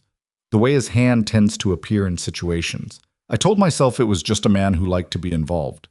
He looked at the stack of documents on the kitchen table. "Can I see the Cheyenne paper?" Caleb handed it to him. Briggs read it, set it down. "That's criminal," he said. "Yes." "Hendricks isn't going to act on this." "I know. But if you go to the territorial marshal, you're going to need more than documents." He looked at Elena. "No offense, Mrs. Whitmore, the documents are solid, but Victor's going to call it a domestic dispute. A wife who doesn't understand business. A sick man being influenced by a woman with an agenda." Elena had been expecting something like this. The specifics stung slightly, not because they were unfair, but because they were accurate. Accurate about how it would be received, not about what was true, and that distinction was its own particular kind of stinging. "What would you recommend?" she said. "The cattle in the draw. That's physical evidence. You leave them there, they get moved tonight, and tomorrow there's nothing." He leaned forward on the table. "You need to get someone out to that draw tonight, someone other than you two, someone the marshal will credit. Document those brands, get a count, get it witnessed." "Will you go?" Caleb said. Briggs looked at him for a moment. "I'll bring my foreman. He's got a good eye for brands." He paused. "This is going to make Victor angry, Caleb, when he finds out you've moved against him." "He's already moving," Elena said. "The cattle in the draw are his response to finding out we're looking at the ledgers. He moved first. We're catching up." Briggs looked at her with the evaluating look she'd been getting from men in Black Ridge for 3 weeks. The look that reassessed and then, in his case, completed its assessment with something that looked like respect. "You're sure about this woman?" Briggs said to Caleb. "I'm sure," Caleb said without hesitation and without looking at her, which she found more convincing than if he'd made a show of it. Briggs and his foreman went to the draw that night. They came back at midnight with a written count. 14 Herefords with double T brands that had been imperfectly altered, 2 of which still showed the original mark clearly under the new burn. And Briggs had also found, in the soft ground by the creek, fresh wheel tracks consistent with a wagon, which told them that someone had planned to move the cattle but had held off, possibly because Elena and Caleb had stayed at the draw long enough to make moving them risky.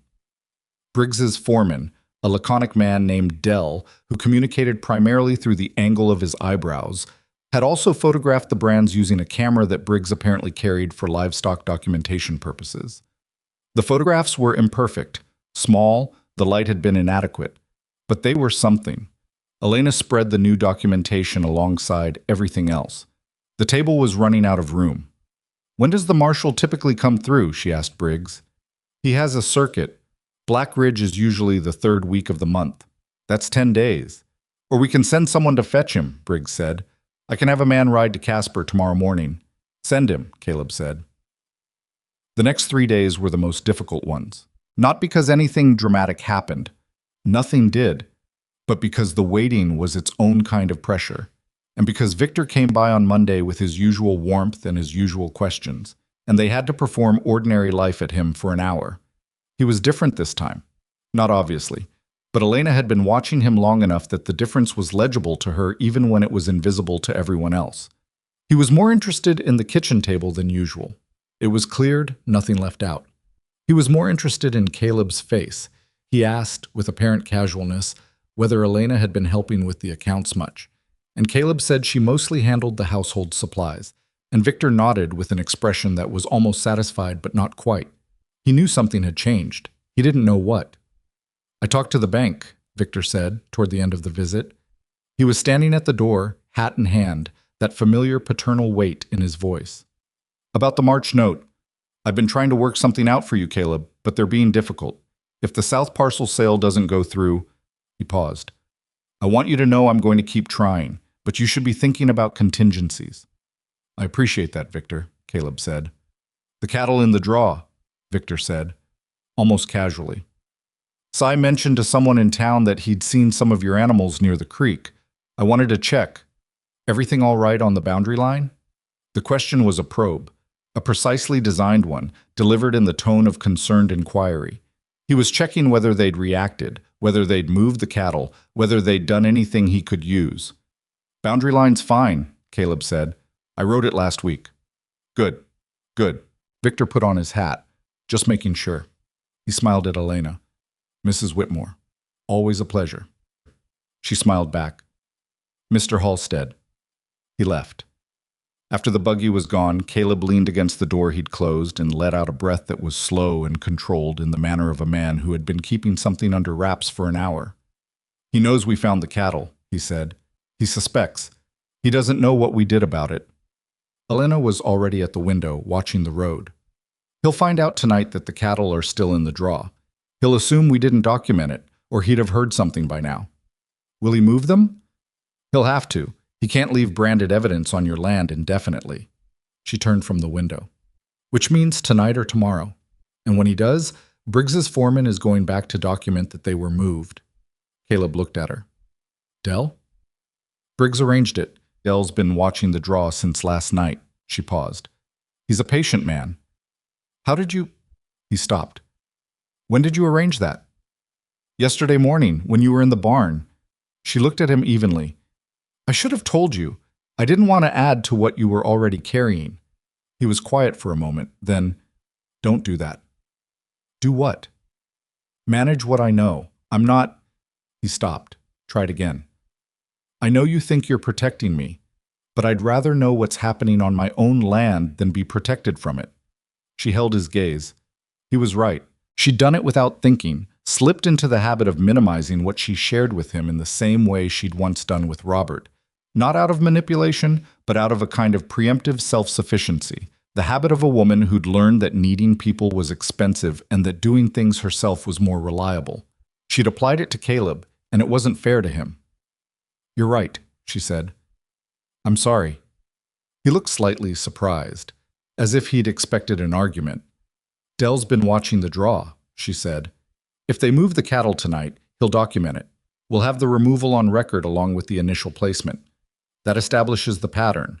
The cattle were moved onto your land, found, and then moved off, which is consistent with what we know about how Victor operates."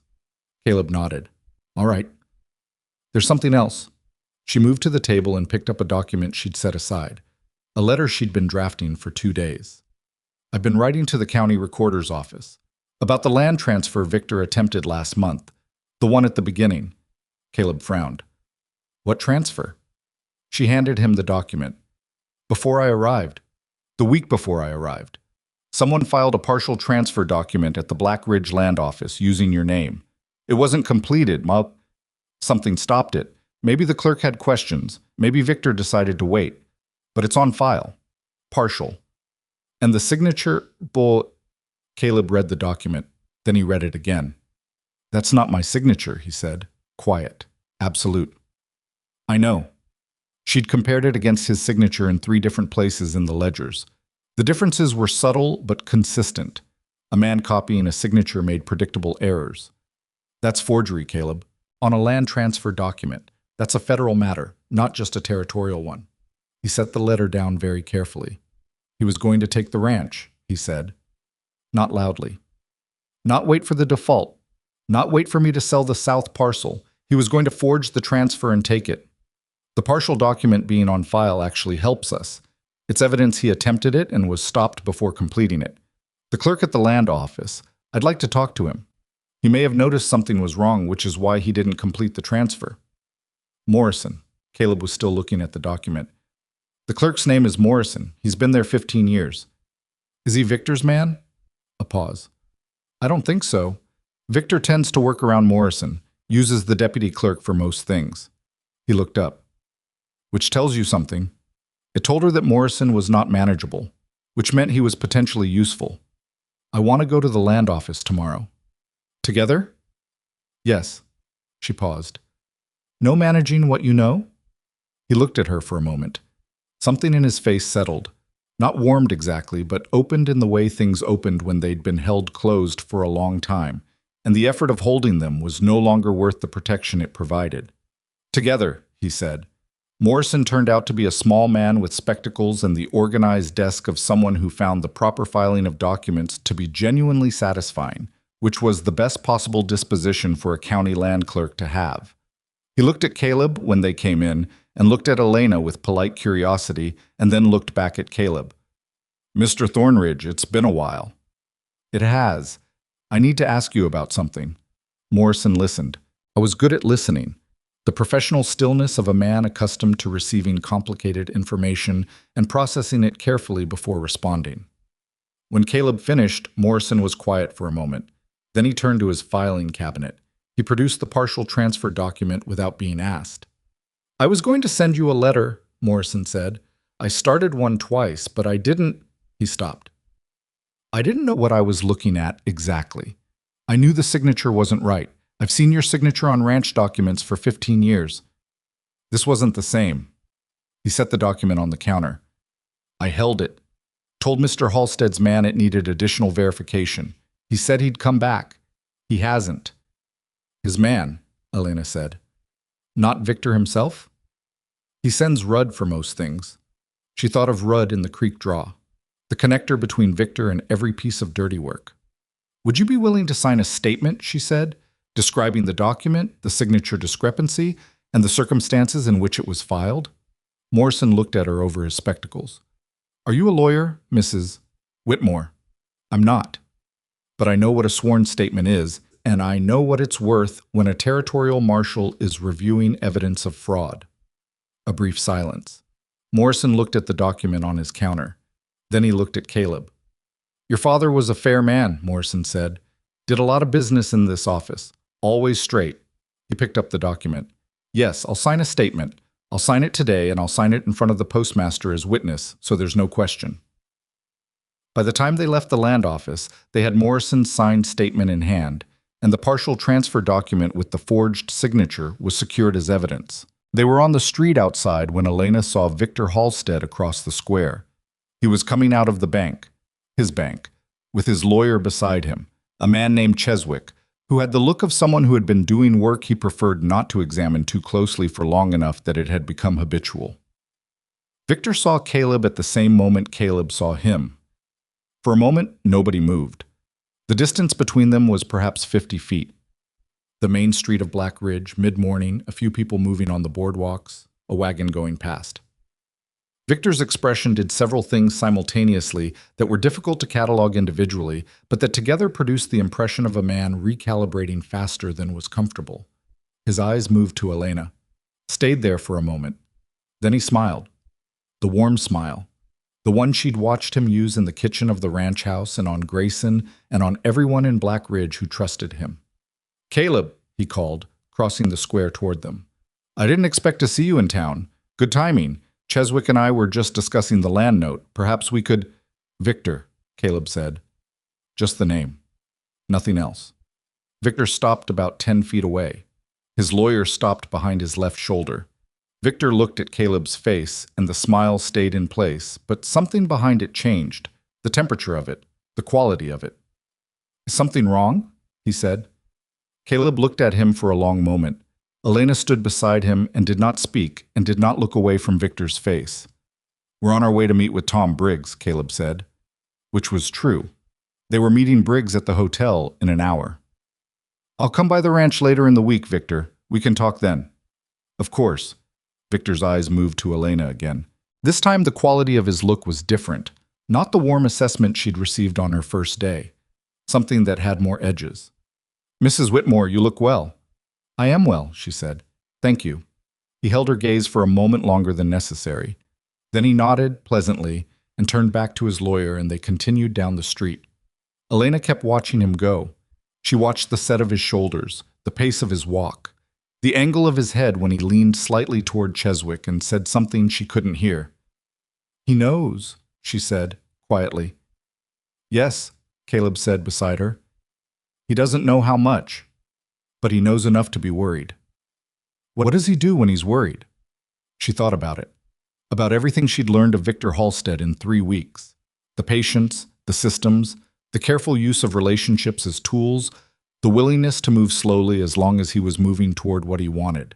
She thought about what happened when a man who preferred patience felt his patience running out. He accelerates, she said. He does something fast, something he hasn't fully thought through because he's usually thought everything through in advance and he doesn't have a ready plan for this particular situation. That's when he'll make a mistake. That's when he'll make a mistake, she agreed. The marshal's man arrived in Black Ridge the following morning. He came on a dun horse with a badge and a tired expression and the methodical manner of someone who had seen a great many claims of wrongdoing in his career and had developed a reliable process for sorting them. His name was Casper Reed. He was perhaps 55, with a gray mustache and eyes that didn't miss much. He sat at the kitchen table for 3 hours. He read every document. He asked questions that were specific and sometimes uncomfortable, about the timeline, about Elena's role, about how she'd come to be at the ranch, which she answered directly and without decoration, understanding that the less she tried to make herself look good, the more credible she would appear. He looked at the photographs of the cattle brands. He looked at Morrison's statement. He looked at Grayson's statement. He looked at the Cheyenne Incorporation document. He looked at the forged land transfer attempt. At the end of 3 hours, he put everything back in the order she'd given it to him, and he folded his hands on the table. This is a substantial case, he said. Yes, Elena said. Halstead is going to contest every piece of it. His lawyer is going to call the ledger analysis speculative. He's going to say Mrs. Whitmore had no authority to review the accounts and that her interpretation is self-serving.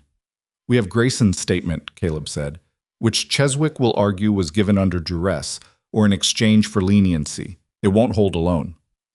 We have the corporation document, Elena said, and the forged signature. Those aren't matters of interpretation. Reed looked at her. The forgery attempt is the strongest piece. He paused. The cattle, the ones in the draw. Are they still there? They were moved 2 nights ago, Caleb said. Briggs's foreman witnessed the removal and documented it. Reed looked at the documentation Briggs had brought over that morning, Dell's count, the written record, the note that the cattle had been moved at approximately 2 in the morning. All right, he pushed back from this table. I need to speak to Briggs directly, and Morrison, and Grayson. They're all available, Elena said. I'll do that this afternoon. Reed stood. He was a tall man and seemed taller standing, the way authority does in a room. I want you both to stay on the ranch until I've completed my interviews. I don't want Halstead to know what we're doing until I'm ready to move. He already suspects something, Caleb said. Suspecting and knowing are different. He suspects you've found something. He doesn't know a marshal's man is sitting at your table. Reed picked up his hat. I'll be back tomorrow morning. Don't contact Halstead. Don't respond to anything he sends. If he shows up at the ranch, you're civil and you tell him nothing. He left. The kitchen was quiet after he went. Caleb sat back in his chair and looked at the ceiling. It was a familiar gesture by now. She'd seen him do it a dozen times in 3 weeks, always when something large had just shifted. It's real now, he said. It was real before. You know what I mean. He brought his eyes down. There's a marshal involved. There's no... He stopped.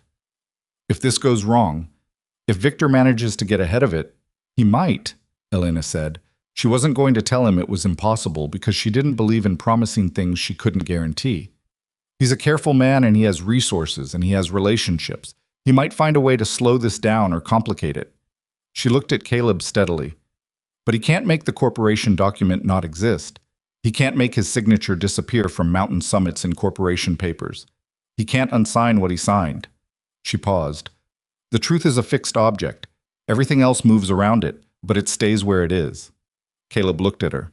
The late afternoon light came through the kitchen window and lay across the table between them, across the empty space where the documents had been for 3 weeks.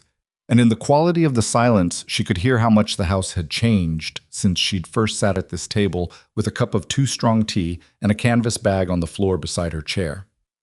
"Elena," he said. "Yes."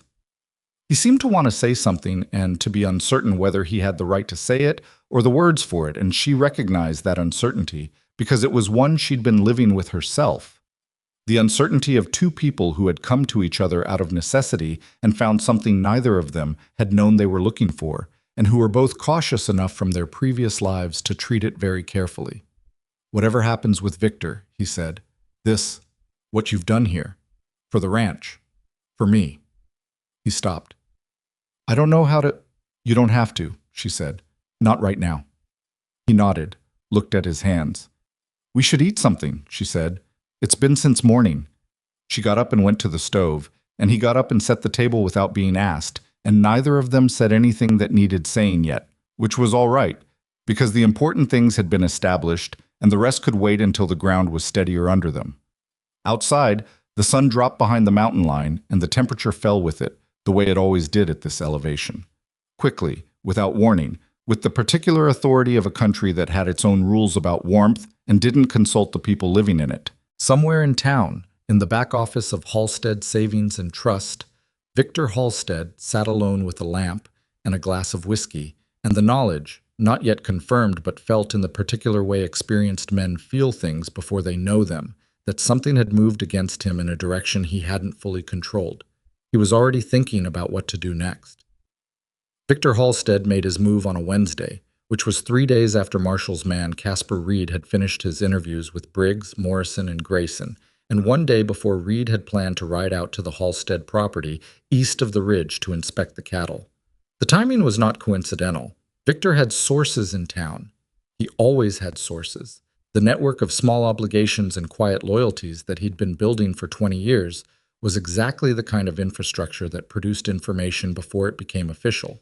And one of those sources had told him Tuesday evening that a man with a federal badge had been asking questions around Black Ridge. That was enough. Victor understood, with the cold clarity of a man who had always known this day might come, and had spent years believing he was too careful for it to actually arrive, that the window was closing. He did not panic. Panic was for men who hadn't planned contingencies. Victor had planned contingencies. What he had not planned for was Elena Whitmore.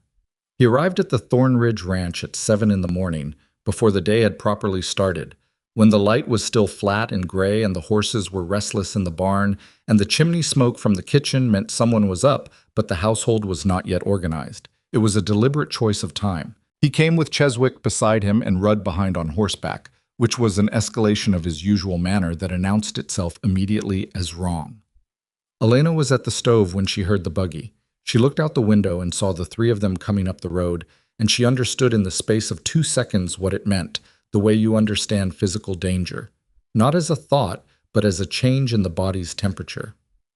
"Caleb," she said. He was at the table with his coffee. He heard something in the single word and was already rising when she spoke again.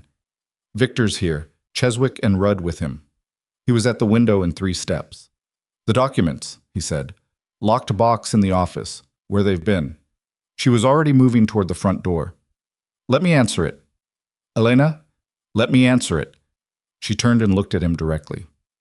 "Stay back from the door. I want to hear what he says before he knows you're in the room." He didn't like it. She could see that clearly.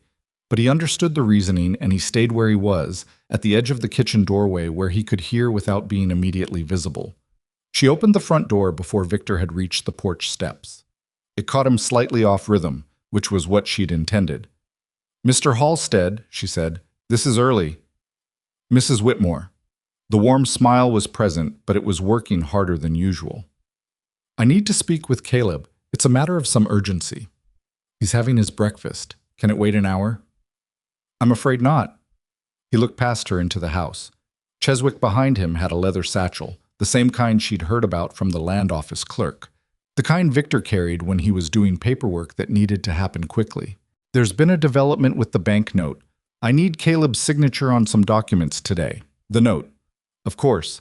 He was moving to accelerate the default, to force a signature on something under the pressure of an immediate financial crisis before anyone could stop him. It was exactly the move she'd have made in his position, and exactly the move Reed had warned her about the previous evening when he'd stopped by the ranch to update them on his progress. She'd asked Reed what to do if Victor moved before the marshal could formally act. Reed had told her, "Do not sign anything, do not allow anyone on the property without witness, and send word to him immediately." She kept her expression exactly neutral, the expression of a woman who has heard something she's trying to evaluate. "I'll get him." She left Victor on the porch. She didn't invite him in. She went to the kitchen doorway. Caleb was already looking at her. She shook her head once, a small, clear movement, and then held up one finger. 1 minute. She crossed to the back door, opened it quietly, and found Cy in the yard doing morning chores exactly as he should have been. "Cy," she said, in a voice that carried no farther than necessary. "Ride to the hotel in town. Ask for Casper Reed. Tell him Victor Halstead is at the ranch with papers. Tell him we need him here." Cy looked at her for about half a second. "Yes, ma'am." He didn't ask questions. She had always liked that about him. She went back to the front of the house. Caleb had moved into the front room and was standing near the fireplace. She gave him a brief look. "Reed is coming," and then opened the front door again. "Please come in," she said to Victor. He came in. Cheswick followed, satchel in hand. Rudd stayed on the porch, which told her that Rudd's role today was not paperwork. Victor looked at Caleb. His expression went through a rapid recalibration. He'd expected to find Caleb alone, or nearly so, not standing with the particular stillness of a man who had been told something was coming and had decided how to meet it. "Caleb," Victor said, "I'm glad you're up. We have a situation." "Victor," Caleb gestured to the chairs. "Sit down." Victor sat. Cheswick remained standing near the door, which left Rudd on the porch and Cheswick between Elena and the exit, which was a positioning she noted and did not react to visibly. "The bank board met yesterday evening," Victor said. He had his hands resting in front of him, relaxed, and his voice had the patient gravity of a man delivering difficult news that he's sad to be the one delivering. "I argued for you, Caleb. I want you to know that. But the board has decided they can't extend the note further without some form of collateral action. Given the payment history and the current state of the operation." "What are you asking me to sign?" Caleb said. Victor looked at him. The directness had surprised him. Caleb had never been this direct. He adjusted. "The board is willing to restructure the note," he said, "if you deed the east parcel as additional collateral. It's a standard arrangement. It protects the bank, and it gives you—" "The east parcel is where my water rights are," Caleb said. "I know, which is why it's valuable collateral, and why the board is willing to accept it." Victor leaned forward slightly. "Caleb, I'm trying to protect you. If you don't give them something today, they're going to call the note. The whole note. In March. You don't have that kind of—" "What bank board met yesterday evening?" Elena said. Victor turned to look at her, slowly. "I beg your pardon?" "The Halstead Savings and Trust Board. You're the majority holder and the acting president. A board meeting would be recorded in the bank's minutes. Who else sits on the board, and would they confirm they met yesterday evening to discuss this specific note?" The silence that followed lasted approximately 4 seconds. In that silence, Victor Halstead looked at Elena Whitmore with an expression that had finally, completely dropped the warmth. What was underneath it was not anger, not yet. It was assessment. The cold, final kind. "Mrs. Whitmore," he said, "I don't think you fully understand the financial arrangements. I understand them quite well." She kept her voice level. "I've been reviewing Mr. Thornridge's accounts for 3 weeks. I'm familiar with the note, the interest rate, the payment history, and the terms under which the bank can legitimately accelerate the balance." She paused. "Those terms don't include requiring additional collateral midterm unless the borrower has defaulted. Mr. Thornridge has not defaulted." Cheswick shifted his weight near the door. Victor looked at Caleb. "You've had her reviewing your accounts." "She manages the ranch books," Caleb said. "She's your housekeeper." "She's my wife," Caleb said. It was the first time either of them had used that word without qualification. It landed in the room with a weight that surprised even Elena, and she saw something flicker in Caleb's face immediately after he said it. Not regret, but awareness. The awareness of a man who has said something true that he hadn't fully examined until it came out of his mouth. Victor looked between them. Something in his expression made a final, decisive shift, away from the performance of concern, away from the architecture of the helpful cousin, into something harder and less managed. "Let me be direct," he said. His voice had changed.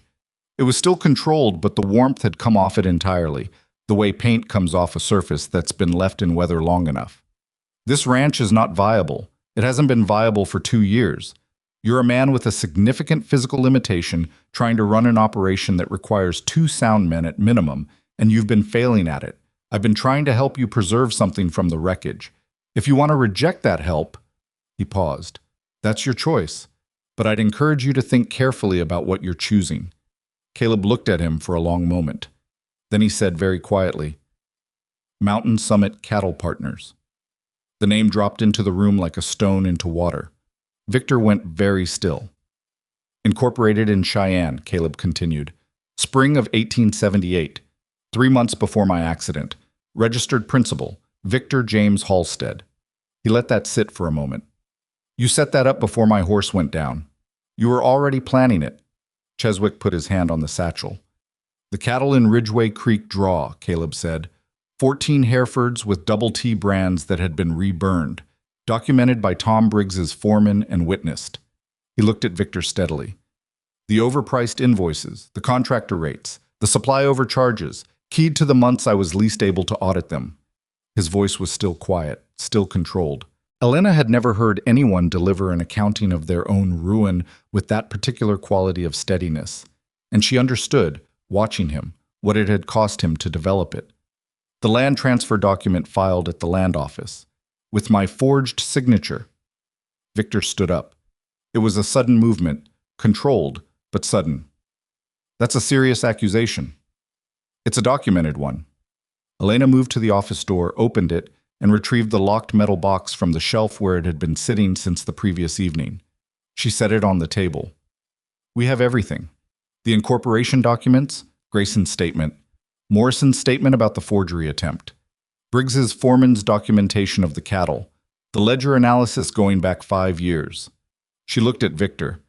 "We also have a man named Casper Reed who works for the Territorial Marshal's office, who has spent the last 2 days reviewing all of it." She watched Victor's face as she said Reed's name. She watched the thing that happened to it. It wasn't the face of a man who hadn't been caught before. It was the face of a man who had always believed he was too careful to be caught, and who was experiencing for the first time the specific vertigo of that belief collapsing. "Get out," he said to Cheswick. "Go get—" "There's nowhere to go," Elena said. Not triumphantly. She didn't feel triumphant. She felt tired and clear. "Cheswick, I'd suggest you think carefully about your position in this. The documents show Victor directed the scheme. Your role, if any, is a matter you'd want to address sooner rather than later." Cheswick looked at Victor. Then he looked at the metal box on the table. Then he looked at the floor. Victor turned toward the door. He moved fast, faster than Elena expected, the sudden decisive movement of a man who has decided that the only option left is to not be in this room anymore.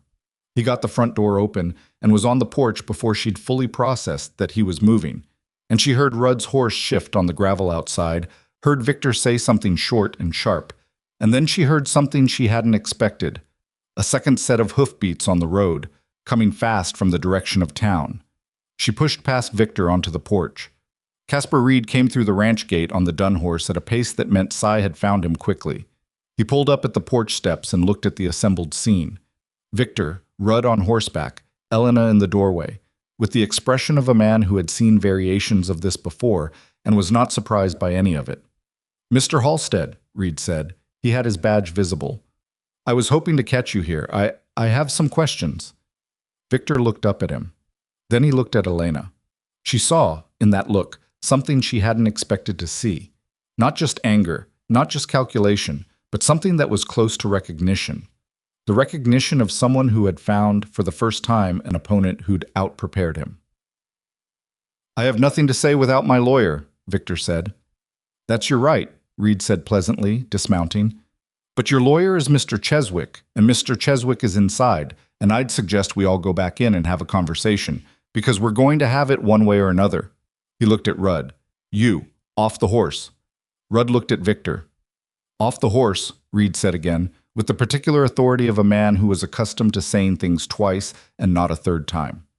Rudd dismounted. What followed was not dramatic in the way that confrontations in stories sometimes are. There was no shouting. There was no violence.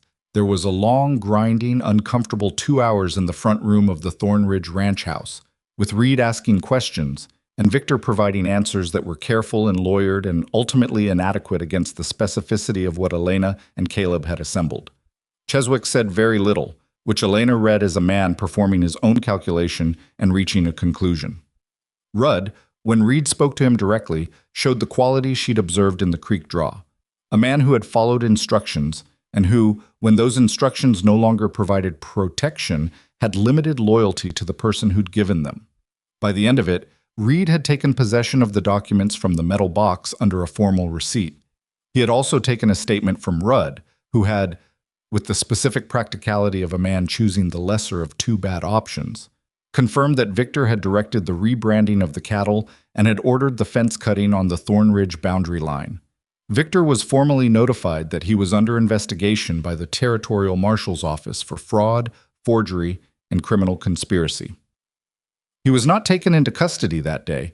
Reed explained the process, the formal charges that would come through the county circuit, but he was told clearly that he was not to leave Black Ridge and that any contact with potential witnesses would be considered obstruction. He left the ranch without looking at Caleb. Caleb stood on the porch and watched the buggy go down the road. He watched it until it turned onto the main track and disappeared behind the tree line. The morning had developed around them while they'd been inside. The flat gray light had given way to something cleaner, the horses had settled, and Cy was visible in the distance, going about his work with the particular normalcy of a young man who had done what was asked of him and returned to his job. Elena stood beside Caleb on the porch. "How do you feel?" she said. He was quiet for a moment. "Like I've been carrying something for 2 years and I just put it down." He paused. "And my arms hurt from having carried it."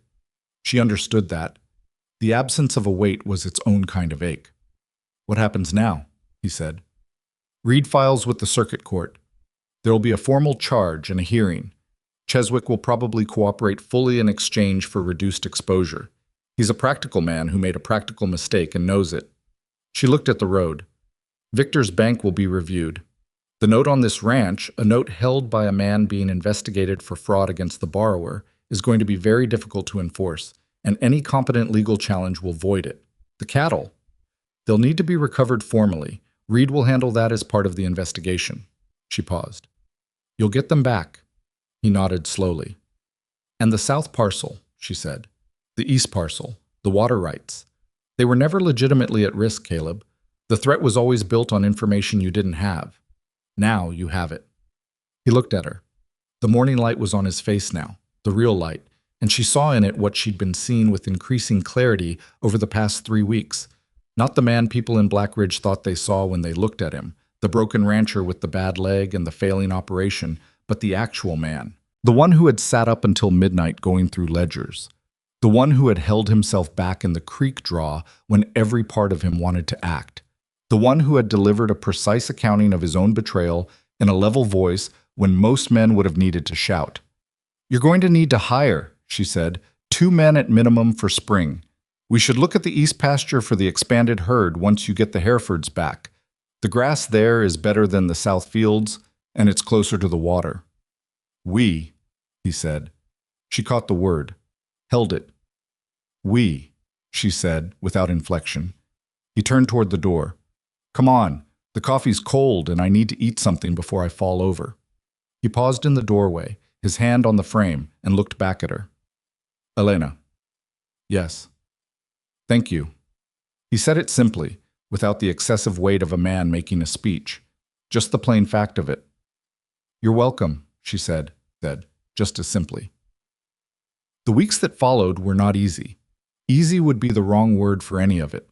The legal process moved at the pace legal processes moved, which was not fast. And there were days when the uncertainty of it sat on the ranch like weather. Cheswick did cooperate, as Elena had predicted. He provided a detailed account of his involvement in the Mountain Summit arrangement and confirmed that he had known the cattle sale contracts were being executed at fraudulent rates. His cooperation reduced his own exposure significantly and increased the weight of the case against Victor considerably. Morrison's statement about the forged land transfer was formally entered into the circuit court record. The judge who reviewed it, a man who had apparently had his own quiet reservations about Victor Halstead's business practices over the years, was not sympathetic to Victor's explanations. Grayson closed his account with Victor's bank and opened one at a bank in the next county. He also revised his pricing to Thornridge Ranch down to market rate, and once, when Elena was in the feed store, he handed her a revised invoice for the previous 2 months without her having asked for it and said only, "Trying to do better," and went back to stacking feed sacks. She thanked him and didn't make more of it than that, because sometimes people tried to do better and the right response was to let them. Rudd left Black Ridge entirely.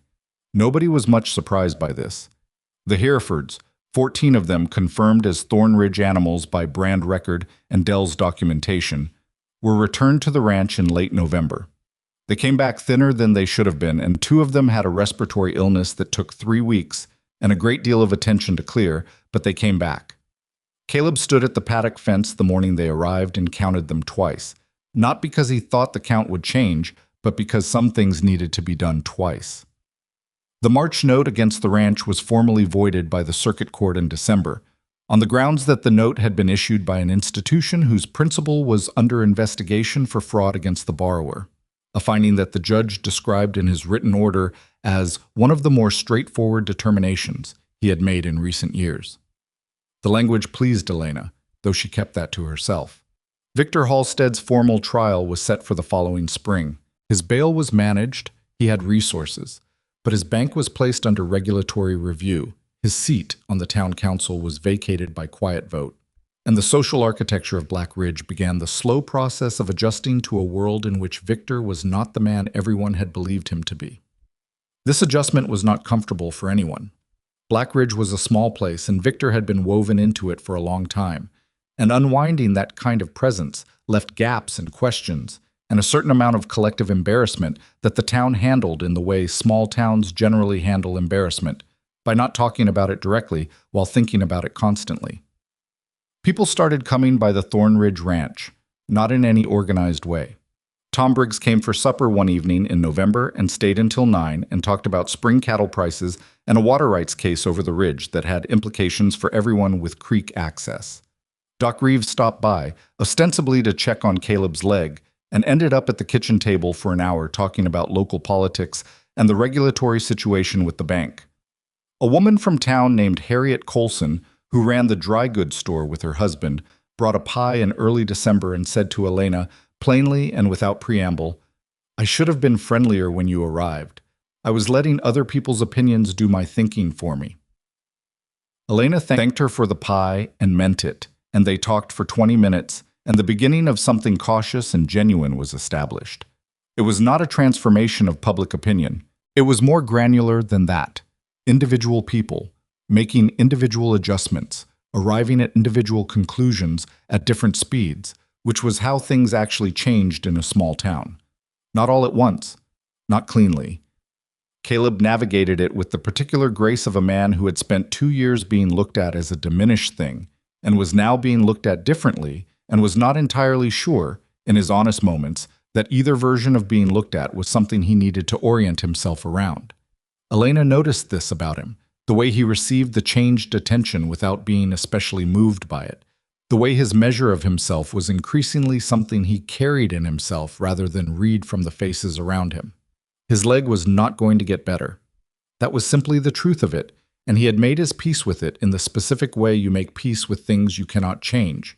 Not serenely, not completely, but practically, which was the only kind of peace available out here, where the winters were long and the ground was hard, and a man needed to be functional more than he needed to feel resolved. There were bad days when the cold settled into the damaged tissue and his mobility was limited and his patience shorter than usual. On those days he worked from the house, at the desk in the office, and Elena brought him coffee without commentary and let him be as difficult as the pain required, which was her own kind of accommodation, and one he received without pretending he didn't need it. In December, they had a conversation that had been waiting for the right moment long enough that when it finally arrived, neither of them pretended it was accidental. It was late evening. The stove was going, and the lamp was on, and the documents that had covered the kitchen table for 6 weeks were finally gone, filed, resolved, no longer resident in their daily life. And the table had become just a table again, which felt strange in the particular way things felt strange when you'd been through something and you were trying to remember what normal looked like. "I've been thinking," Caleb said, into a comfortable silence. "About what?" "About what this is." He was looking at his coffee cup. "You and I. What we're doing here." Elena set down the letter she'd been reading. She waited. "I know what the arrangement was," he said. "When you came. What the agency arranged. I know you came here because you needed to, not because—" He stopped. "I don't want you to stay because you feel obligated, because I was in trouble and you helped and now you feel like leaving would be abandoning something." She looked at him across the table. The lamplight between them, the same lamplight that had been between them on the first night she'd sat here with tea she hadn't chosen. "Is that what you think is keeping me here?" she said. "I don't know what's keeping you here. That's the point." He looked up. "You could go anywhere now. You have—" He paused. "You've proven something in this town. To these people. You could leverage that into something. A position, a business, something. You don't need the ranch to give you a foundation anymore." "No," she agreed. "I don't." "So." His jaw worked slightly. "Why are you still here?" She thought about how to answer it honestly, which was the only way she knew how to answer things. She thought about what she'd come to this ranch with.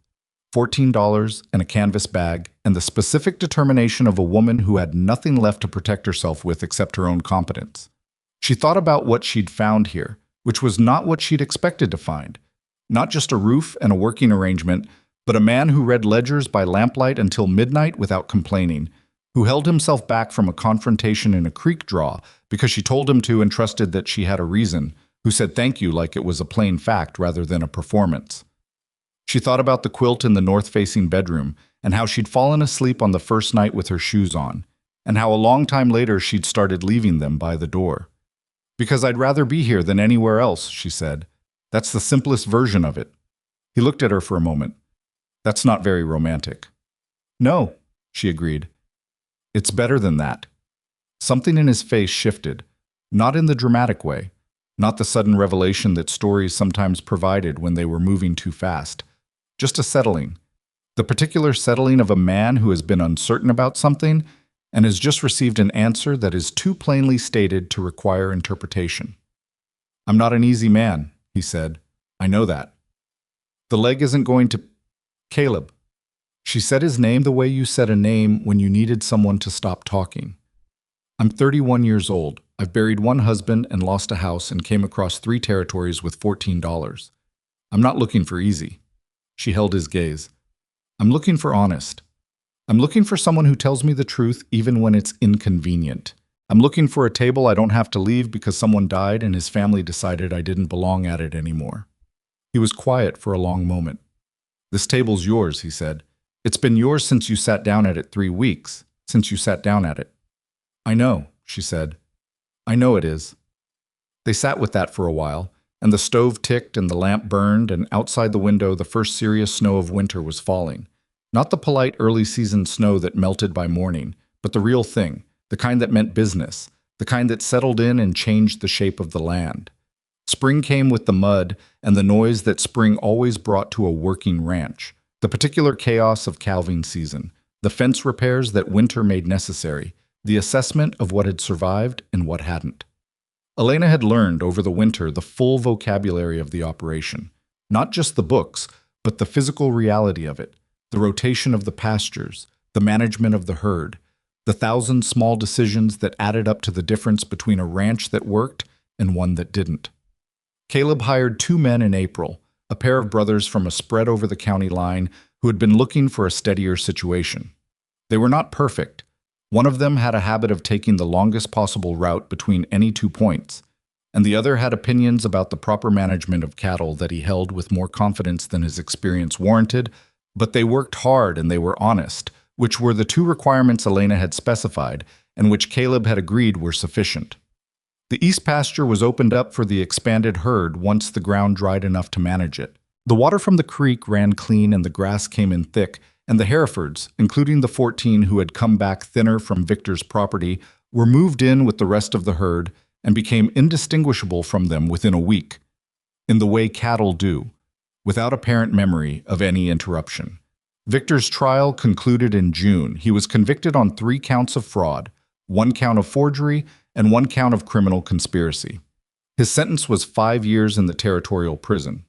Halstead Savings and Trust was placed in receivership, and its assets, including the notes it held on several Black Ridge properties, were transferred to a legitimate banking institution over the county line that renegotiated terms with the existing borrowers at rates that were, as Elena had anticipated, considerably more reasonable. Caleb went to the courthouse for the verdict, but not for the sentencing. Elena asked him why, and he said simply that he'd wanted to hear the verdict because he'd needed to know it was real, but he didn't need to watch the rest of it. She understood that. There was a difference between the truth being confirmed and watching punishment being administered, and the second thing didn't always give people what they thought it would.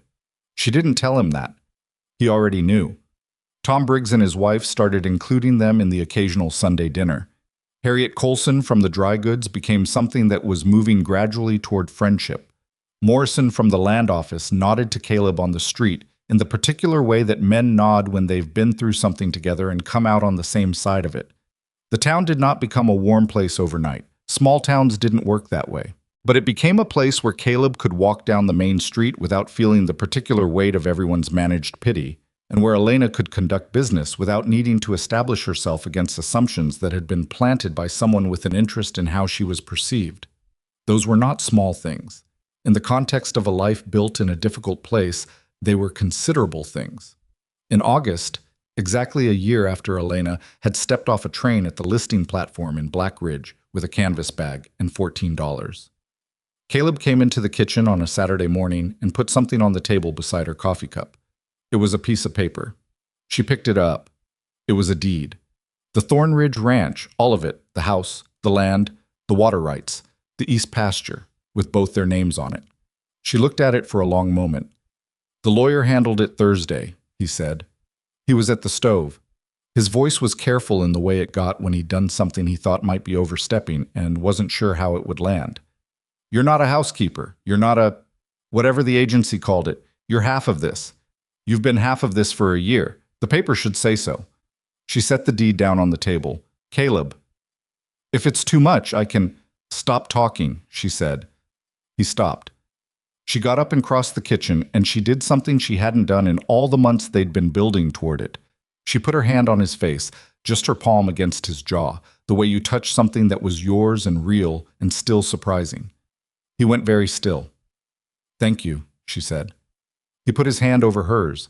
His hand was large and scarred and had a callus along the thumb from the rains. It was not a soft hand. Neither was hers. They stayed like that for a moment, in the kitchen that smelled of coffee and wood smoke, in the house that had been silent for too long before she'd come, and had been gradually filling with something else since. There's a thing about this story that stays with me, thinking it through to its end. It isn't the fraud that was uncovered or the man who was brought to account, though those things matter. It's the smaller thing, the thing that happened before any of that. It's a woman sitting down at a table that wasn't hers yet, with $14 and a blurred address and nothing to recommend her except the fact that she had been paying attention to her own life for 31 years and knew what the numbers in a ledger meant. We talk about survival as if it's a dramatic thing, as if the people who come through hard situations do so through some spectacular act of will. Sometimes they do.